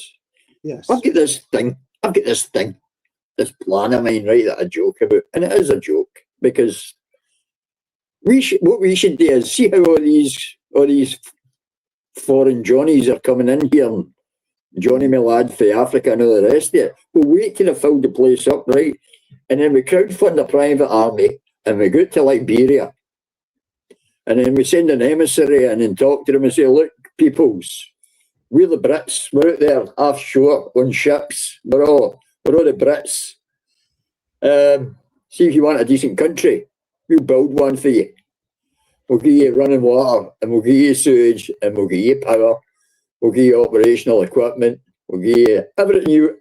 It'll be a paradise. It'll be all you have to do is vote us in and we'll do it. Now, see if they disagree. We take the people off the ships, arm them, wipe them out and take it after them. Right? And it'll be a great place. Look at the crappy weather and the resources we've got, and we ruled the world at one time. See if we had a tiny wee slice of Africa like Liberia that was built for the free slaves. We would be living in a paradise. I think we'd be getting Ebola if we lived in Liberia. Yeah, but we also come up with medicines to sort these things, didn't we? True, we did, but yeah, it's very strange that things haven't developed there, and there are people like, I mean, the most modern one I can think of is Ed Dutton, is one who thinks that genetics are involved in that. I personally, I would say that to me, it makes logical sense that genetics would play a part in it, but I don't know enough about genetics to be able to say that influences behaviour directly. But some people would argue that there is a different sort of genetic branch. And clear. There are genetic differences. They're not even the same colour. Well, I mean, that's obvious. That's straight to their DNA. Well, exactly. There are obvious differences, but what I mean is I don't understand how much that influences the psychology and the behavioural aspects, because that could be cultural as much as anything else. But yeah, obviously there are differences in size. We all know that they can't swim, for example, is a well-known fact. I was going to say with slavery, chasing him. guys, I was going to say with slavery, sometimes I feel like that that people attach a label on to different different labels been attached on sometimes nowadays, because obviously slavery in the form that we kind of speak of, harsh slavery, and that's gone, right? But then not like in a large part of the world, it's still people like to say the right things and that. Like, for example, with one of my girlfriends, yeah, like they had some like house workers in Pakistan, right? So then like they're like, oh, you know, so and so's gonna design. I go, oh, who's that? And I was thinking, oh, who's that? Like, whose sister or cousin or whoever is that person you don't keep mentioning? Yeah. Like, oh, she's the helper. I go, what do you mean helper? Like, what do you mean helper? Like, because the whole concept of having someone that helps you around the house is just gone in it from us as, let's say, Western British English people or whatever, right? It's like, oh, you got a slave. I go, what, you got a slave? They goes, oh, don't call her that. And I go, what do you mean? I didn't call her that, because you're the do you know what I mean? Right? And they goes, oh, no, we don't call them that. And I goes, what do you mean? Like, oh, that's a bit weird. I goes, I thought we were against slaves. Like, you lot have got a house worker. And I goes, yeah, but we don't call them. I go, yeah, but it's the same thing, isn't it? I go, they're gonna what? She cleans the house, she cooks the food for you lot, looks after your kids, right? And then she goes, Well, she goes, yeah. It's not slavery if she's Because it's possible that the slave then, like in like that part of the world, because that's how they are. Do you know what I mean? And I noticed, yeah, people would want that. People would want that even here. They like to say they're against slavery, but if they could just put their feet up in the house and someone else is going around doing the hoovering for them, looking after their kids for them, and doing everything for them, like the lefties, the real lefties, they want to leave their kids with babysitters and everything else, and put them in boarding schools. They don't want to look after them themselves, right? You know, it's this kind of thinking. So they say they're against slavery, but they kind of, again, man, there's this secret back doors to it if you've got money. Slavery isn't just one monolithic thing. There are various different types of slavery. So even when they talk about the transatlantic slavery, there's a very big difference between the work that the people in Mississippi did, where they're picking cotton, with, for example, somebody in Virginia who's picking tobacco. Completely different way of life. And the worst ones actually in America were the ones that picked rice.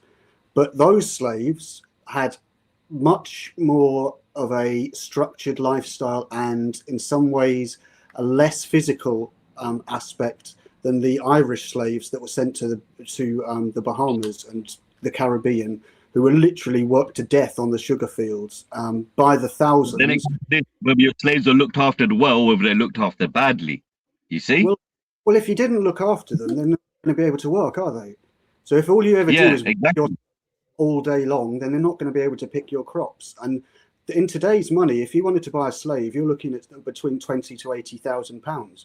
They're not cheap, and that's just for one. Mm-hmm. For most places where they had slaves, they would have one, maybe two.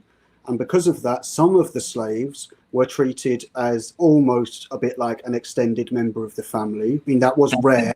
It was rare, but it happened. Other ones were treated respectfully as workers. And then there were other ones that, yes, they were abused, but it was less of that than I think people like to admit. And I think the biggest thing about slavery that I think always is they fail to mention is that hardly anyone in this country sold slaves. Nobody in this country actually owned them because it was illegal. All they did was they sold them as middlemen, and the only period in which the British transport usually. Yeah, they were transporting them. And the only period in which Britain was actually at the forefront of that was for a period of about 150 years, which in comparison with, for example, the Islamic slave trade is 1/10 of the period. It's completely different. And yet we don't hear about the Islamic slave trade in anywhere near the same level, because that's largely involved sex slavery, and that isn't seen as being as bad as it was selling black Africans and making them do field work. It was just, I think back then, obviously, I think it was accepted currency back then. Wrap it up for the day. I didn't realise. I've been going bloody 2.5 hours. I was going to go for 2 hours, but I'm going to be honest with you. It's because at 4:45, England women are playing in the World Cup qualifiers, and I've got this thing for women's football. I don't know why. I just enjoy it more than the men's. You're the bloke who watches it then. I wondered who it was. Yeah, I know it's terrible, isn't it? But me and the missus sit and watch it, and it's nice that we still do stuff together, you know, after like 26 years. But yeah, I don't know, I just enjoy it. I've played that long for watching men and all their little, oh, look, I fell over a blade of grass. And then you watch rugby and they're like, my ear's hanging off. And he's like, sellotape it, mate. I'm on. Do you know what I mean? It's like, it's crazy. I'm looking forward for the United Chelsea game tonight as well. So I'm waiting for that. Yeah, I'm going to wait for Tottenham to lose against Brighton, and then I know we're going to get relegated for the first time ever. But I ain't going to say much about that. But, yeah. But are you guys around tomorrow, Sunday, 4 o'clock? Are you guys around? Yeah, should be. Yep. If we're not around, you beware. But yeah, if we're around, jump back on and we'll carry on, because it's an interesting chat. That's why we've done an extra like 35 minutes, because I couldn't stop it, because I'm sat here just absorbing this, you know. It's you can't stop the chat, can you? Do you know what I mean? It's a pleasure, and it's good that we get the opportunity to speak longer, and we're not stuck to time limits and things like that, because it's more organic, I think. Definitely, that's how I like it. That's what it'll be tomorrow. I've got no excuses tomorrow, so we can talk for like 3-4 hours if you want to. And it's also just like to say thanks to the chat as well, because there's been some really great comments. I have been reading them as they've been going on. I've tried to reply to some of them, but it's always good to see the people in the chat. They're a very good bunch. Yep, thanks everyone. All lovely. But it's been appreciate coming back, Bobby. See, keeping it away from Islam. People in the comments are going, "Oh, this Islam." I'm ignoring it because like you're not here just for that. So it's nice that you're talking about other than that. So yeah, no, it's good. It's good. It gives you an idea of a thought process of a Muslim person's thought process on these other subjects as well, I suppose. Yeah, definitely. Good. Yeah, no, thank you. Here is just our token bloody Muslim to talk about Islam and everyone to have a go at you about something. I'm token. Bobby is not here just to shit on for being the only Muslim. He comes here as I'm token. All right. It's good to guys. Yeah, come back tomorrow. If you're around, come back tomorrow and we'll carry it on. We can carry it on from where we left it off, like now or whatever's going on. So yeah, free to talk about whatever we wish to talk about. So it'd be great. So we could all come back. Take care.